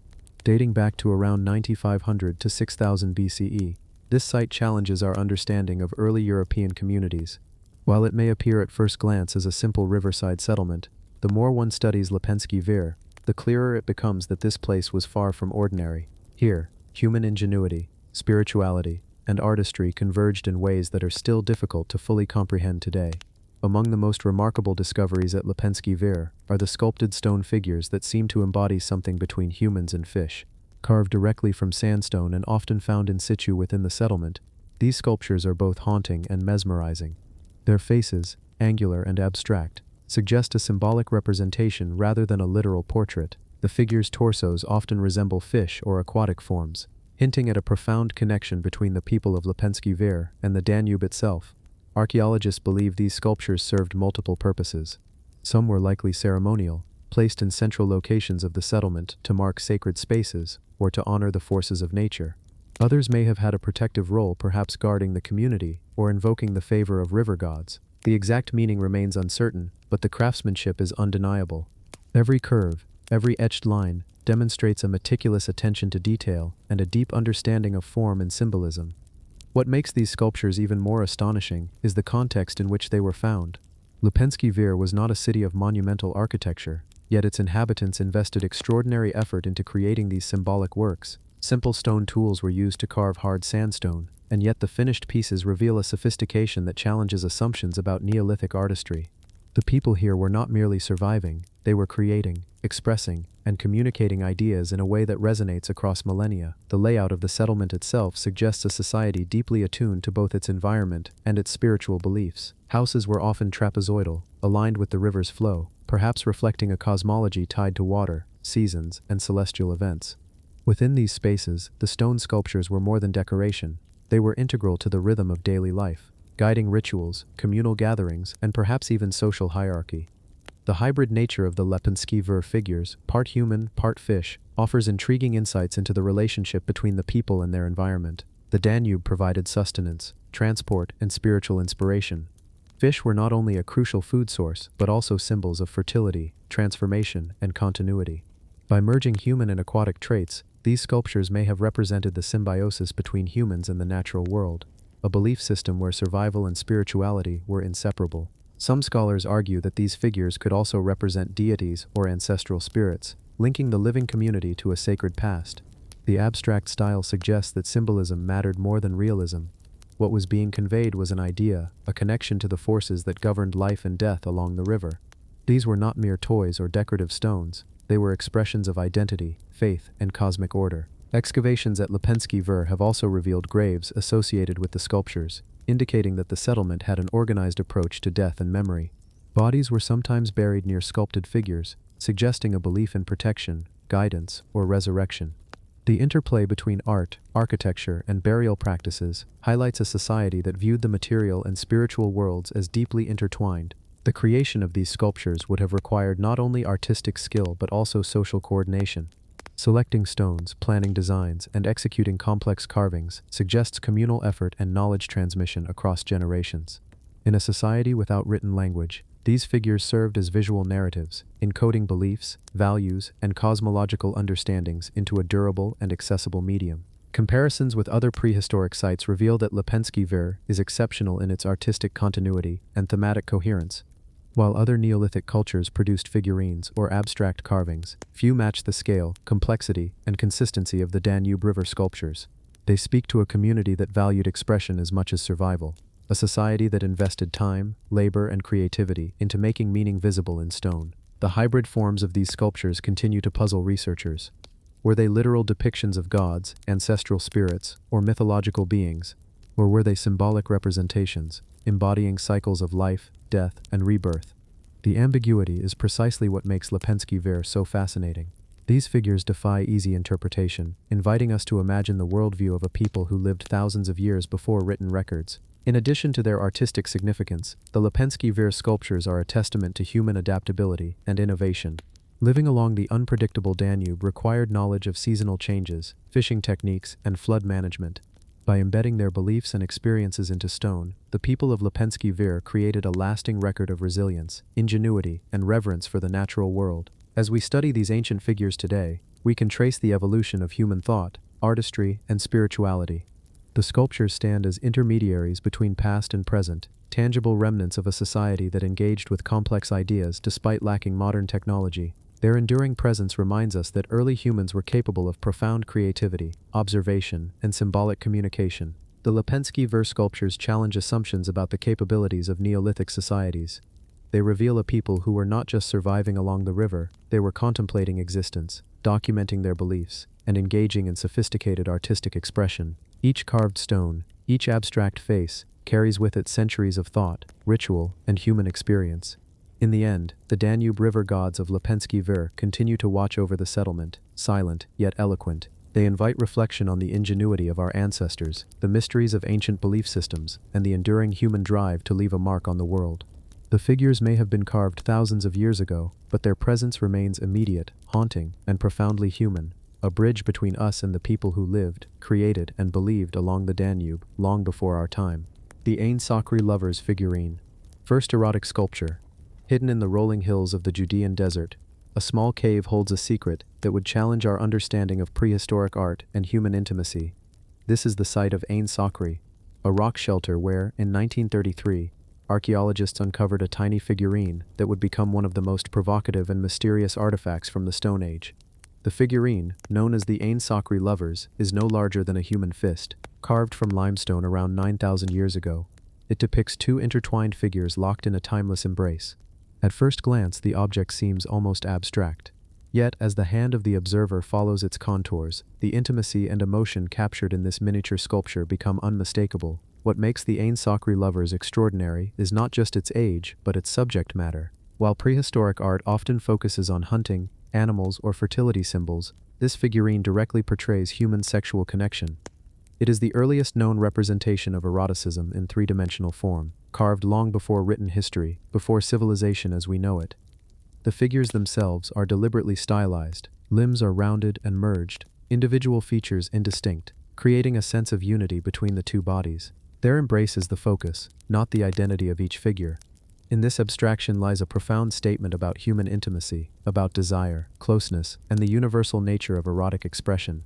The discovery of the figurine in a domestic setting suggests that it was more than decoration. Some archaeologists propose that it may have served as a talisman, a symbol of fertility, or a ritual object. Others believe it could have been a teaching tool, demonstrating the physical bond between humans in an era when knowledge was passed orally and visually.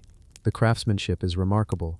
Working with a small piece of limestone, the prehistoric artist managed to convey both motion and emotion. The twisting of the figures, the subtle overlap of forms, all speak to a deep understanding of anatomy and a keen sensitivity to human relationships. It's not merely a carving, it's a statement of empathy, observation, and imagination. The context of Ain Sokri is equally fascinating. The cave, nestled in the arid landscape near Bethlehem, was a hub of prehistoric activity. Hearths, flint tools, and other artifacts suggest that the people who lived there were sophisticated, attuned to their environment, and capable of abstract thought. In this setting, the lover's figurine represents not just erotic art, but a window into the emotional and social life of a community long vanished. For decades, researchers debated the figurine's meaning. Was it purely symbolic? Was it part of a ritual, a personal object, or even a talisman for couples? Modern perspectives have broadened the discussion, considering not just the utilitarian or ceremonial possibilities, but the universality of human desire itself. The Ain Sokri lovers reminds us that even in the earliest stages of civilization, humans sought to represent the most intimate aspects of their lives. The lovers also challenge assumptions about prehistoric society. Far from being crude or primitive, the carving reflects sophistication and sensitivity. Its existence suggests that the people of Ain Sokri engaged with complex ideas about sexuality, love, and partnership. These were not merely survival-driven communities. They were capable of reflection, of artistic expression, and of representing the intangible experiences that define humanity. The size of the figurine belies its impact. Just a few inches long, it carries with it a message that has transcended millennia. The careful carving, the embrace captured in stone, and the evident intention behind every curve, all point to a culture that valued representation, symbolism, and perhaps even pleasure. Viewed through a modern lens, the Ain Sokri lovers offers insights into the universality of eroticism. Across cultures and eras, humans have sought to represent intimacy. Yet here, at the dawn of the Holocene, someone carved a reminder that desire and connection are as old as our species. The figurine also sparks reflection on the role of art in human life. Why was this object created? For ritual, for teaching, for personal enjoyment? The answer may be unknowable, but the act itself of shaping stone to capture human closeness is undeniable evidence of creativity and emotional depth. Despite its age, the figurine resonates today. Its rounded forms, intimate embrace, and simplicity make it timeless. It conveys emotion without words, connection without context, and intimacy without explanation. The lover's figurine is both specific and universal, a testament to the shared human experience across tens of thousands of years. The Ain Sokri lovers ultimately invites us to reconsider what we know about prehistoric humans. They were observers of life, chroniclers of emotion, and interpreters of the human condition. In a small piece of carved limestone, they captured something enduring, something that continues to fascinate, provoke, and inspire. From the heart of the Judean desert to museums around the world, the lover's figurine stands as a reminder that human intimacy is as old as civilization itself. It bridges the gap between the distant past and the present, inviting us to acknowledge our ancestors not as distant, abstract beings, but as humans who loved, desired, and expressed those feelings through the first tangible forms of art. The Ain Sokri lovers is more than a figurine. It is a story carved in stone, an intimate glimpse into the life and thoughts of people who lived thousands of years before us. And as we study it today, we realize that the need to express love, passion, and connection is a timeless part of the human experience, echoing through the ages in the form of this small, yet profoundly powerful creation. The Jiahu bone flutes, oldest musical instruments. Deep within the Henan province of China, near the banks of the Yellow River, lies the site of Jiahu, one of the most remarkable prehistoric settlements ever uncovered. For decades, archaeologists have studied this community, which thrived over 9,000 years ago. But among the remains of houses, pottery, and burial sites, one discovery has captured imaginations around the world: the Jiahu bone flutes, the oldest known musical instruments in human history. These flutes, carved meticulously from the wing bones of cranes, were found in exceptionally good condition. Their smooth surfaces, perfectly spaced finger holes, and delicate craftsmanship reveal a level of skill and artistic sensibility far beyond what we might expect from a Neolithic society. It is not just the age of these instruments that astonishes, it is the sophistication of their design. Each flute produces a range of tones capable of creating melodies that are surprisingly complex. Modern musicians and researchers have attempted to play these ancient instruments, and the sounds that emerge are haunting, ethereal, and eerily beautiful. To hear a tune from a Jiahu flute is to hear the voice of humanity reaching across millennia. These are not crude noisemakers. They are instruments designed to convey emotion, rhythm, and harmony. What is truly remarkable is the level of precision required to craft such flutes. The placement of finger holes, the diameter of the bore, and the smoothness of the bone all had to be exact to produce musical notes in tune. The prehistoric artisans of Jiahu demonstrated an understanding of acoustics and resonance that rivals what we might expect from much later civilizations. This suggests that the concept of music and its importance in human culture emerged far earlier than previously imagined. The context in which these flutes were found is equally revealing. Many were discovered in graves, indicating that music held spiritual or ceremonial significance. Some may have been used in rituals, perhaps to communicate with ancestors or deities, or to accompany dances and communal gatherings. Others may have been purely recreational, allowing humans to explore creativity and emotion through sound. Jiahu itself was a complex and organized settlement. Archaeologists have uncovered houses, storage pits, and evidence of early rice cultivation. The presence of musical instruments adds a cultural layer to this society, showing that they valued art and expression alongside survival. These people were not merely subsisting, they were reflecting on life, creating community, and seeking beauty in their world. Modern analysis has also revealed patterns in the flute's notes. Some researchers argue that they may represent one of the earliest known forms of a musical scale.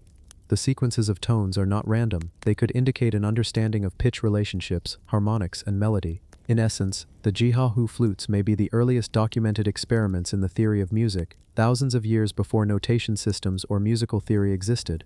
The flute's preservation is itself extraordinary. Bone, while durable, is susceptible to decay over centuries. That these instruments survived at all is a testament to the unique environmental conditions of Jiahu and the care with which they were crafted and perhaps stored. Each flute that reaches our hands today carries a story of a human longing to create, to communicate, and to touch something beyond the immediate tangible world. The discovery of the Jiahu flutes also invites us to reconsider the role of music in early societies. Music may have been more than entertainment. It may have been a crucial part of social cohesion, a method of teaching, or even a tool for spiritual or emotional healing. The ancient people of Jiahu, through the creation of these flutes, demonstrated that the urge to create music is deeply rooted in human nature, spanning cultures, continents, and millennia. Archaeologists continue to study these instruments, experimenting with replicas to understand how they were made, played, and used in daily life. Each experiment reveals more about the ingenuity of Jiahu's inhabitants. The combination of technical skill, artistic sensibility, and cultural significance embedded in these small bone flutes reflects a society far more sophisticated than often assumed for the Neolithic era. Beyond the practical and ceremonial aspects, the Jiahu flutes remind us of something profound, that the need to express emotion through sound is timeless. Across the centuries, humans have turned to music to tell stories, to celebrate, to mourn, and to connect. The people of Jiahu, nearly 9,000 years ago, were among the first to leave us a tangible echo of that impulse. The flutes themselves are deceptively simple. Each one consists of a hollowed-out bone with finger holes. Yet the simplicity conceals an extraordinary understanding of sound. Some flutes are designed for single notes, others allow a full range of pitches. Through experimentation, archaeologists have recreated tunes, and hearing them is a reminder that musicality is not a modern invention, it is part of our very humanity. In addition to the technical marvel, the Jiahu flutes offer a cultural insight. They suggest that music was deeply woven into everyday life, not just an occasional indulgence. Whether accompanying rituals, celebrations, or storytelling, these instruments likely played a central role in the social and spiritual life of the community.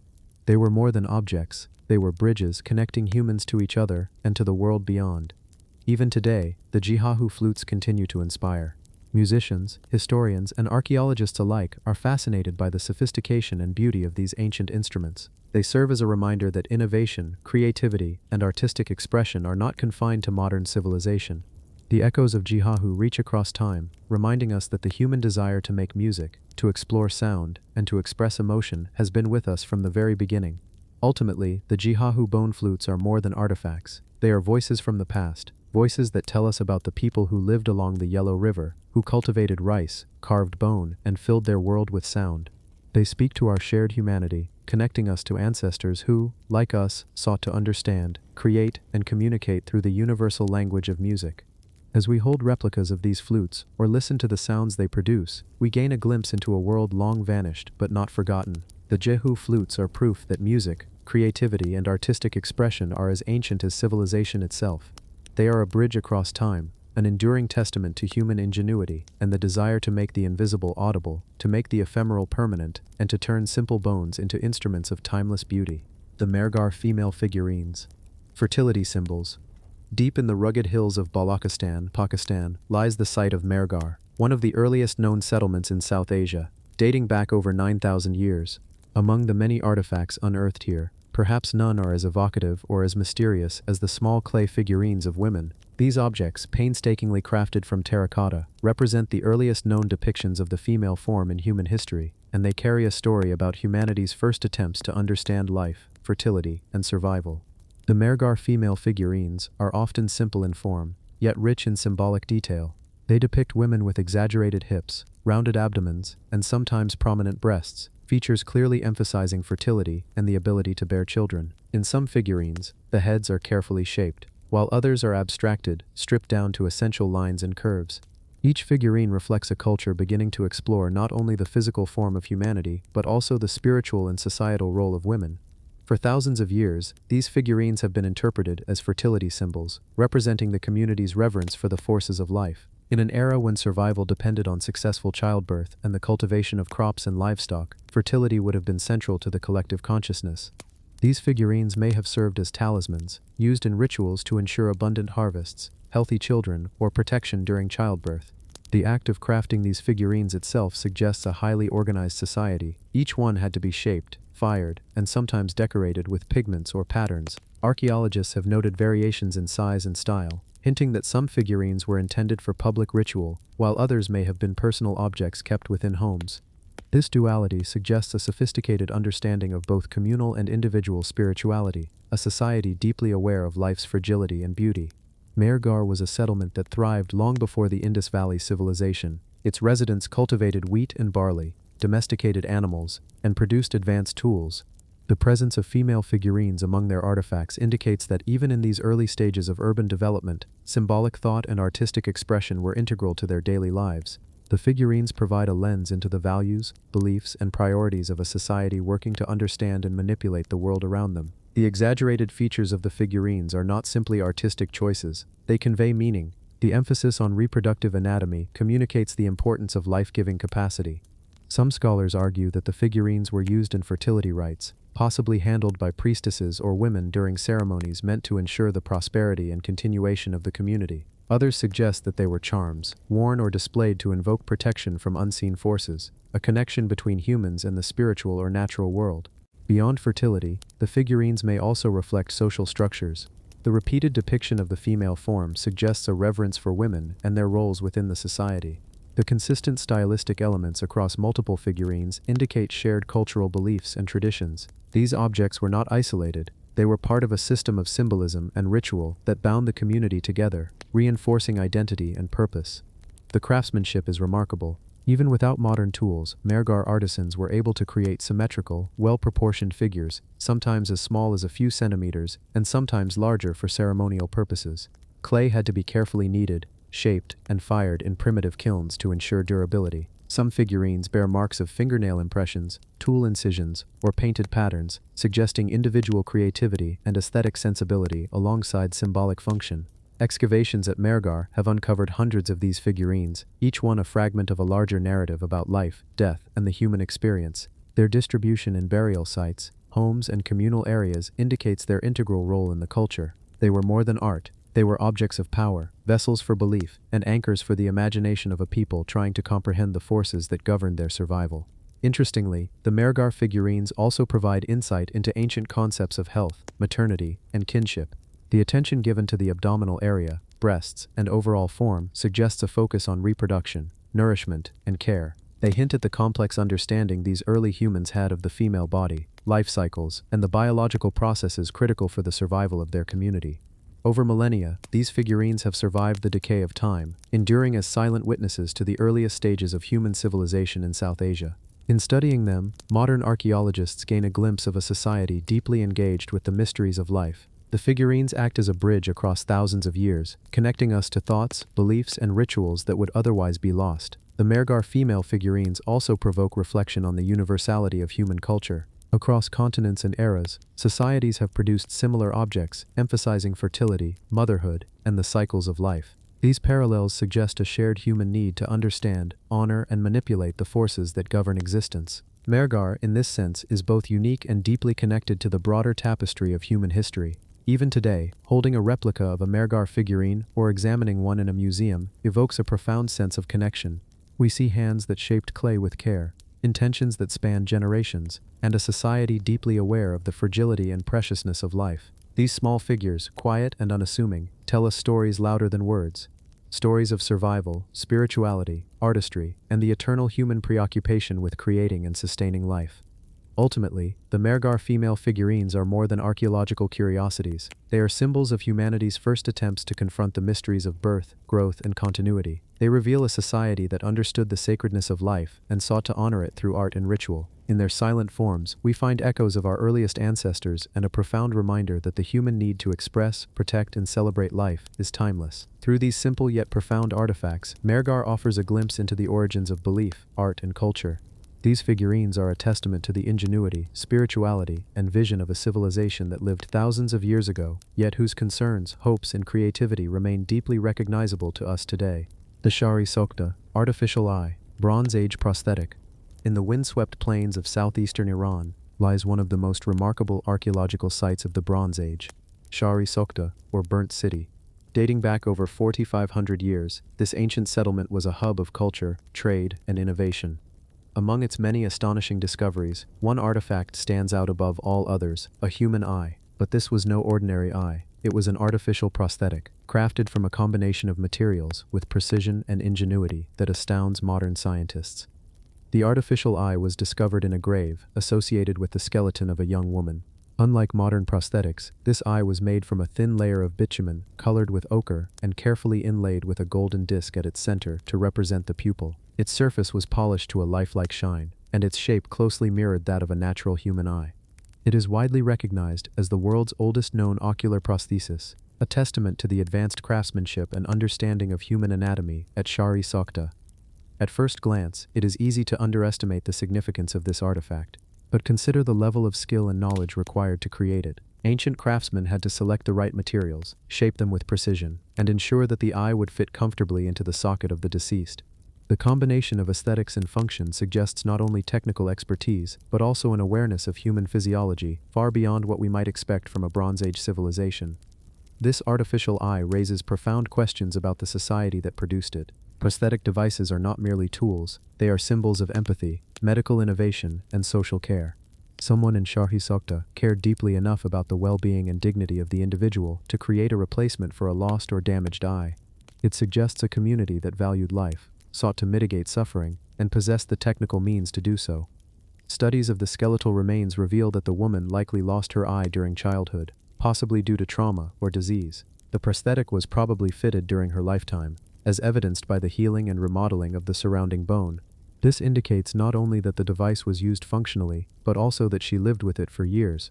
Imagine the skill and patience required to fashion something so delicate, and the care involved in attaching it to the human body without modern adhesives or surgical tools. The artificial eye is also significant for what it reveals about the material culture of Shari Sokta. The use of bitumen, a naturally occurring tar-like substance, demonstrates knowledge of organic materials and their properties. The golden disc at the center is not merely decorative, it reflects light in a way that mimics a living pupil. This subtle attention to optical detail suggests that the creators understood the nuances of human vision and appearance, aiming not only for functionality but also for lifelike realism.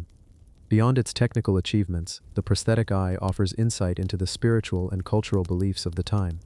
Eyes have long been symbols of perception, knowledge, and the soul in many civilizations. Replacing a lost eye could have had ritual significance, restoring the individual's wholeness in life, or ensuring completeness in the afterlife.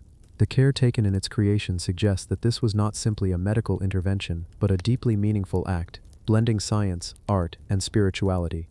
Shari Sokhta itself was an extraordinary city. Archaeologists have uncovered sophisticated urban planning, intricate water management systems, and elaborate artifacts that hint at a highly organized society.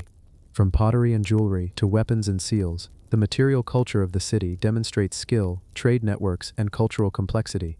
Yet the artificial eye stands apart. It is personal, intimate, and profoundly human. It bridges the gap between technology and emotion, offering a rare glimpse into the lived experience of a single individual from 4,500 years ago. The existence of this prosthetic challenges assumptions about the capabilities of Bronze Age societies. Often, we imagine ancient people as primitive, their technologies crude, and their understanding limited. Yet here, in a remote corner of the Iranian plateau, we find evidence of precise engineering, anatomical knowledge, and artistic sensibility that rivals much later periods. The eye is not just an artifact, it is a symbol of ingenuity and compassion, a reminder that even thousands of years ago, humans were capable of extraordinary feats. Modern scientists and prosthetics experts have studied the Shari Sokhta eye in detail, marveling at its design. Using high-resolution imaging and material analysis, researchers have reconstructed the likely methods of manufacture, gaining insight into the techniques of ancient artisans. These studies reveal an impressive level of precision, suggesting that the creators understood not only the materials they worked with, but also the human body itself. The story of the artificial eye also intersects with broader questions about healthcare in ancient civilizations. Was this an isolated instance, or part of a wider tradition of medical intervention in Shari Sokhta? While few comparable artifacts have been found, the sophistication of this single example indicates that the people of the city had a complex understanding of bodily injury, rehabilitation, and personal care. It opens the door to imagining a world in which ancient communities possessed specialized knowledge of medicine, surgery, and prosthetics long before formal medical systems existed. Beyond its functional and cultural significance, the artificial eye is a deeply human story. It evokes empathy and connection across millennia, reminding us that the needs, fears, and desires of people in the Bronze Age were not so different from our own. They sought to heal, to preserve dignity, and to navigate the challenges of life with ingenuity and care. The eye is both a technological marvel and a testament to the enduring human spirit. Today, the artificial eye of Shari Sokhta remains an object of fascination and wonder. It challenges modern perceptions of what ancient societies could achieve and compels us to reconsider the boundaries of human innovation. As we examine this artifact, we are reminded that human creativity and compassion have deep roots, stretching back thousands of years, and that the desire to restore and protect life is a constant across time and culture. In the quiet of a museum display, or the careful hands of an archaeologist, the eye continues to tell its story, a story of skill, care, and humanity. It is a silent witness to the ingenuity of a civilization, and a powerful reminder that even in the earliest cities of the world, humans were capable of combining art, technology, and empathy in ways that resonate to this day. The Shari Sokhta artificial eye is more than a relic. It is a message from the past that innovation, compassion, and creativity are timeless qualities of our species, and that even 4,500 years ago, humans were striving not just to survive, but to thrive. The Beta stone houses. Neolithic urbanism. In the rugged hills of southern Jordan, near the edges of the ancient desert, lies the archaeological site of Beta, a settlement so old, it predates most known cities by thousands of years. Here, in this seemingly remote landscape, archaeologists uncovered one of humanity's earliest examples of organized urban living, a network of stone houses, carefully arranged in a coherent pattern, suggesting a level of planning that was astonishing for its time. Beta dates back to the Neolithic period, around 7000 BCE. The settlement consists of compact stone structures, many circular in shape, with walls built from carefully stacked limestone blocks. Some of these houses had multiple rooms, platforms for sleeping or storage, and even hearths for cooking and heating. The arrangement of the buildings was not random. Paths connected them, forming a small but orderly community. Unlike transient hunter-gatherer camps, Beta shows evidence of permanence, of a society invested in place and structure. Walking through the ruins today, one can imagine the lives of the people who built them. Families worked together to quarry and shape stone, to lift heavy blocks into place, and to construct walls that would endure generations. Every choice, where to position a doorway, how to angle a wall, the size of a hearth, reflects knowledge of architecture, material properties, and social organization. The builders of Beta were not merely surviving, they were creating a community, a network of spaces designed to facilitate daily life. What makes Beta extraordinary is the level of urban sophistication at such an early period. Circular houses were carefully spaced to optimize airflow and light, and pathways allowed easy movement throughout the settlement. Storage platforms indicate food planning and communal cooperation. The presence of communal spaces suggests social cohesion, ritual, and governance structures, hinting at complex human interaction. This was urbanism before cities, a blueprint for organized human habitation long before the rise of Mesopotamia or Egypt. Excavations at Beta reveal a society deeply connected to its environment. The settlement was strategically located near water sources and fertile land, enabling agriculture to flourish. Archaeologists have uncovered remnants of barley, wheat, and legumes alongside domesticated goats and sheep. The integration of housing, agriculture, and social structure illustrates that Beta's inhabitants were not simply subsisting, they were innovating, shaping the landscape to support a growing population. The stone houses themselves reflect incredible craftsmanship. Limestone blocks were meticulously cut and stacked without mortar, yet the walls have endured for thousands of years. Some structures feature plastered floors, raised sleeping platforms, and evidence of repair and maintenance. These details indicate that the builders of Beta possessed not only practical skill, but also an aesthetic sensibility, a desire to create spaces that were both functional and enduring. Beta also sheds light on the social and cultural life of its inhabitants. Artifacts found within the houses, stone tools, grinding implements, jewelry, and figurines reveal a society engaged in specialized labor, craft, and symbolic expression. The arrangement of objects within homes suggests domestic planning, personal spaces, and communal areas. These early urban planners understood how to balance individual needs with the collective, creating a settlement that was both efficient and human-centered. Perhaps most striking is the scale of collaboration required to build Beta. Constructing even a single stone house demanded coordinated effort, from quarrying and transporting limestone to assembling walls and finishing interiors. Multiply this by dozens of structures, interconnected by pathways, and the achievement becomes monumental. It demonstrates not just technical skill but social organization, leadership, and shared vision, a community working together toward a common goal. The discovery of Beta challenges conventional narratives about the origins of urban life. Traditional scholarship often places the birth of cities in Mesopotamia or along the Nile. Yet here, in a remote corner of the Levant, humans were already experimenting with permanent, organized settlements. Beta represents a leap in human ingenuity, a moment when scattered bands of hunter-gatherers transformed into a structured community with architecture, agriculture, and social cohesion. Archaeologists have studied the site extensively, uncovering multiple phases of occupation, renovations, and expansions. Each layer tells a story of adaptation, innovation, and resilience. The community evolved over centuries, learning from experience, improving construction techniques, and responding to environmental challenges. Beta is a testament to human persistence and creativity, a living laboratory of early urban planning. The significance of Beta extends beyond its stone walls. It demonstrates that the desire to create, to build, and to organize space is as ancient as humanity itself. It reminds us that the foundations of civilization, community, architecture, agriculture, and planning emerged long before kings, empires, or written records. The settlement embodies the ingenuity and foresight of our ancestors, offering a window into the minds of people who shaped their world with nothing but stone, labor, and vision. Standing amidst the ruins today, one cannot help but feel a connection to the past. The stone walls, the remains of hearths, the echoes of footsteps along ancient paths, they all speak to lives lived with purpose, creativity, and care. Beta is more than an archaeological site. It is a story of human ambition, community, and the timeless drive to build a home, to shape a world, and to leave a mark on the earth. As we reflect on Beta, we are reminded that the history of urbanism is not linear. It is not confined to the great cities we know from later history. It begins with settlements like this, where humans first experimented with permanence, collaboration, and design. Beta's stone houses are a message across millennia, showing that even 9,000 years ago, humans dreamed of creating something lasting, a space that nurtured life, culture, and society. Beta remains a testament to Neolithic urbanism, a silent but powerful reminder of our ancestors' ingenuity. Its legacy endures, not just in the stones themselves but in the ideas they represent, planning, innovation, and the eternal human pursuit of community. The Tel Qaramel Towers. Prehistoric architecture. In the dusty plains of northern Syria, near the banks of the Queq River, lies an archaeological site that defies everything we thought we knew about the dawn of architecture. Tel Qaramel. At first glance, it looks like little more than a mound of sand and stone. But buried beneath that unassuming surface are the ruins of some of the oldest stone towers in human history. Structures so ancient, they predate the invention of pottery, the rise of cities, and even the construction of Jericho's famous tower. These are the towers of Tel Qaramel, dating back nearly 12,000 years, to a time when humans were just beginning to transition from hunter-gatherers to settled communities. Yet what archaeologists found here is not primitive at all. It's organized, monumental, and shockingly advanced.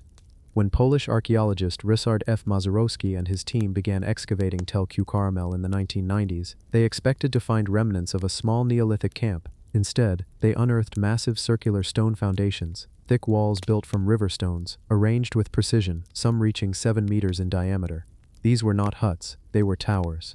Imagine that for a moment. Thousands of years before the first known civilizations emerged in Mesopotamia, people here were already mastering architectural design, building multi-level stone structures that required planning, labor, and coordination. The oldest of these towers has been dated to 10,950 BCE, pushing back the known history of monumental architecture by several millennia. This makes the Tel Qaramel towers among the earliest examples of permanent stone construction anywhere on Earth. The precision is astonishing. Stones were carefully selected, shaped, and layered in circular patterns. Floors were plastered smooth. Some towers had internal post holes, suggesting wooden superstructures, perhaps even roofs or elevated floors. There's evidence of repeated rebuilding, generation after generation maintaining, modifying, and perfecting these colossal forms. So why would people of the Stone Age, with no metal tools, no writing, and no agriculture, build such monumental structures? The answer, as always, lies somewhere between survival and belief. Excavations revealed fire pits, animal bones, and small altars within or near the towers.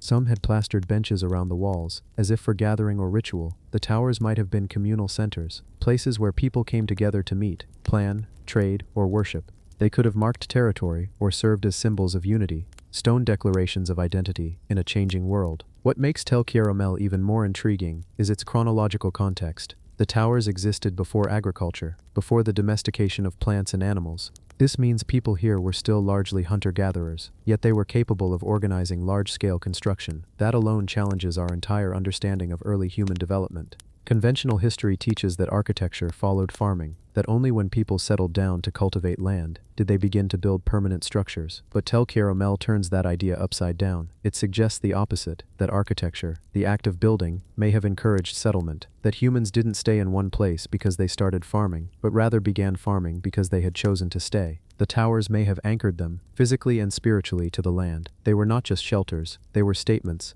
monuments to belonging. When viewed from above, the site's layout reveals an early form of urban organization, circular towers surrounded by smaller structures, pathways, and work areas.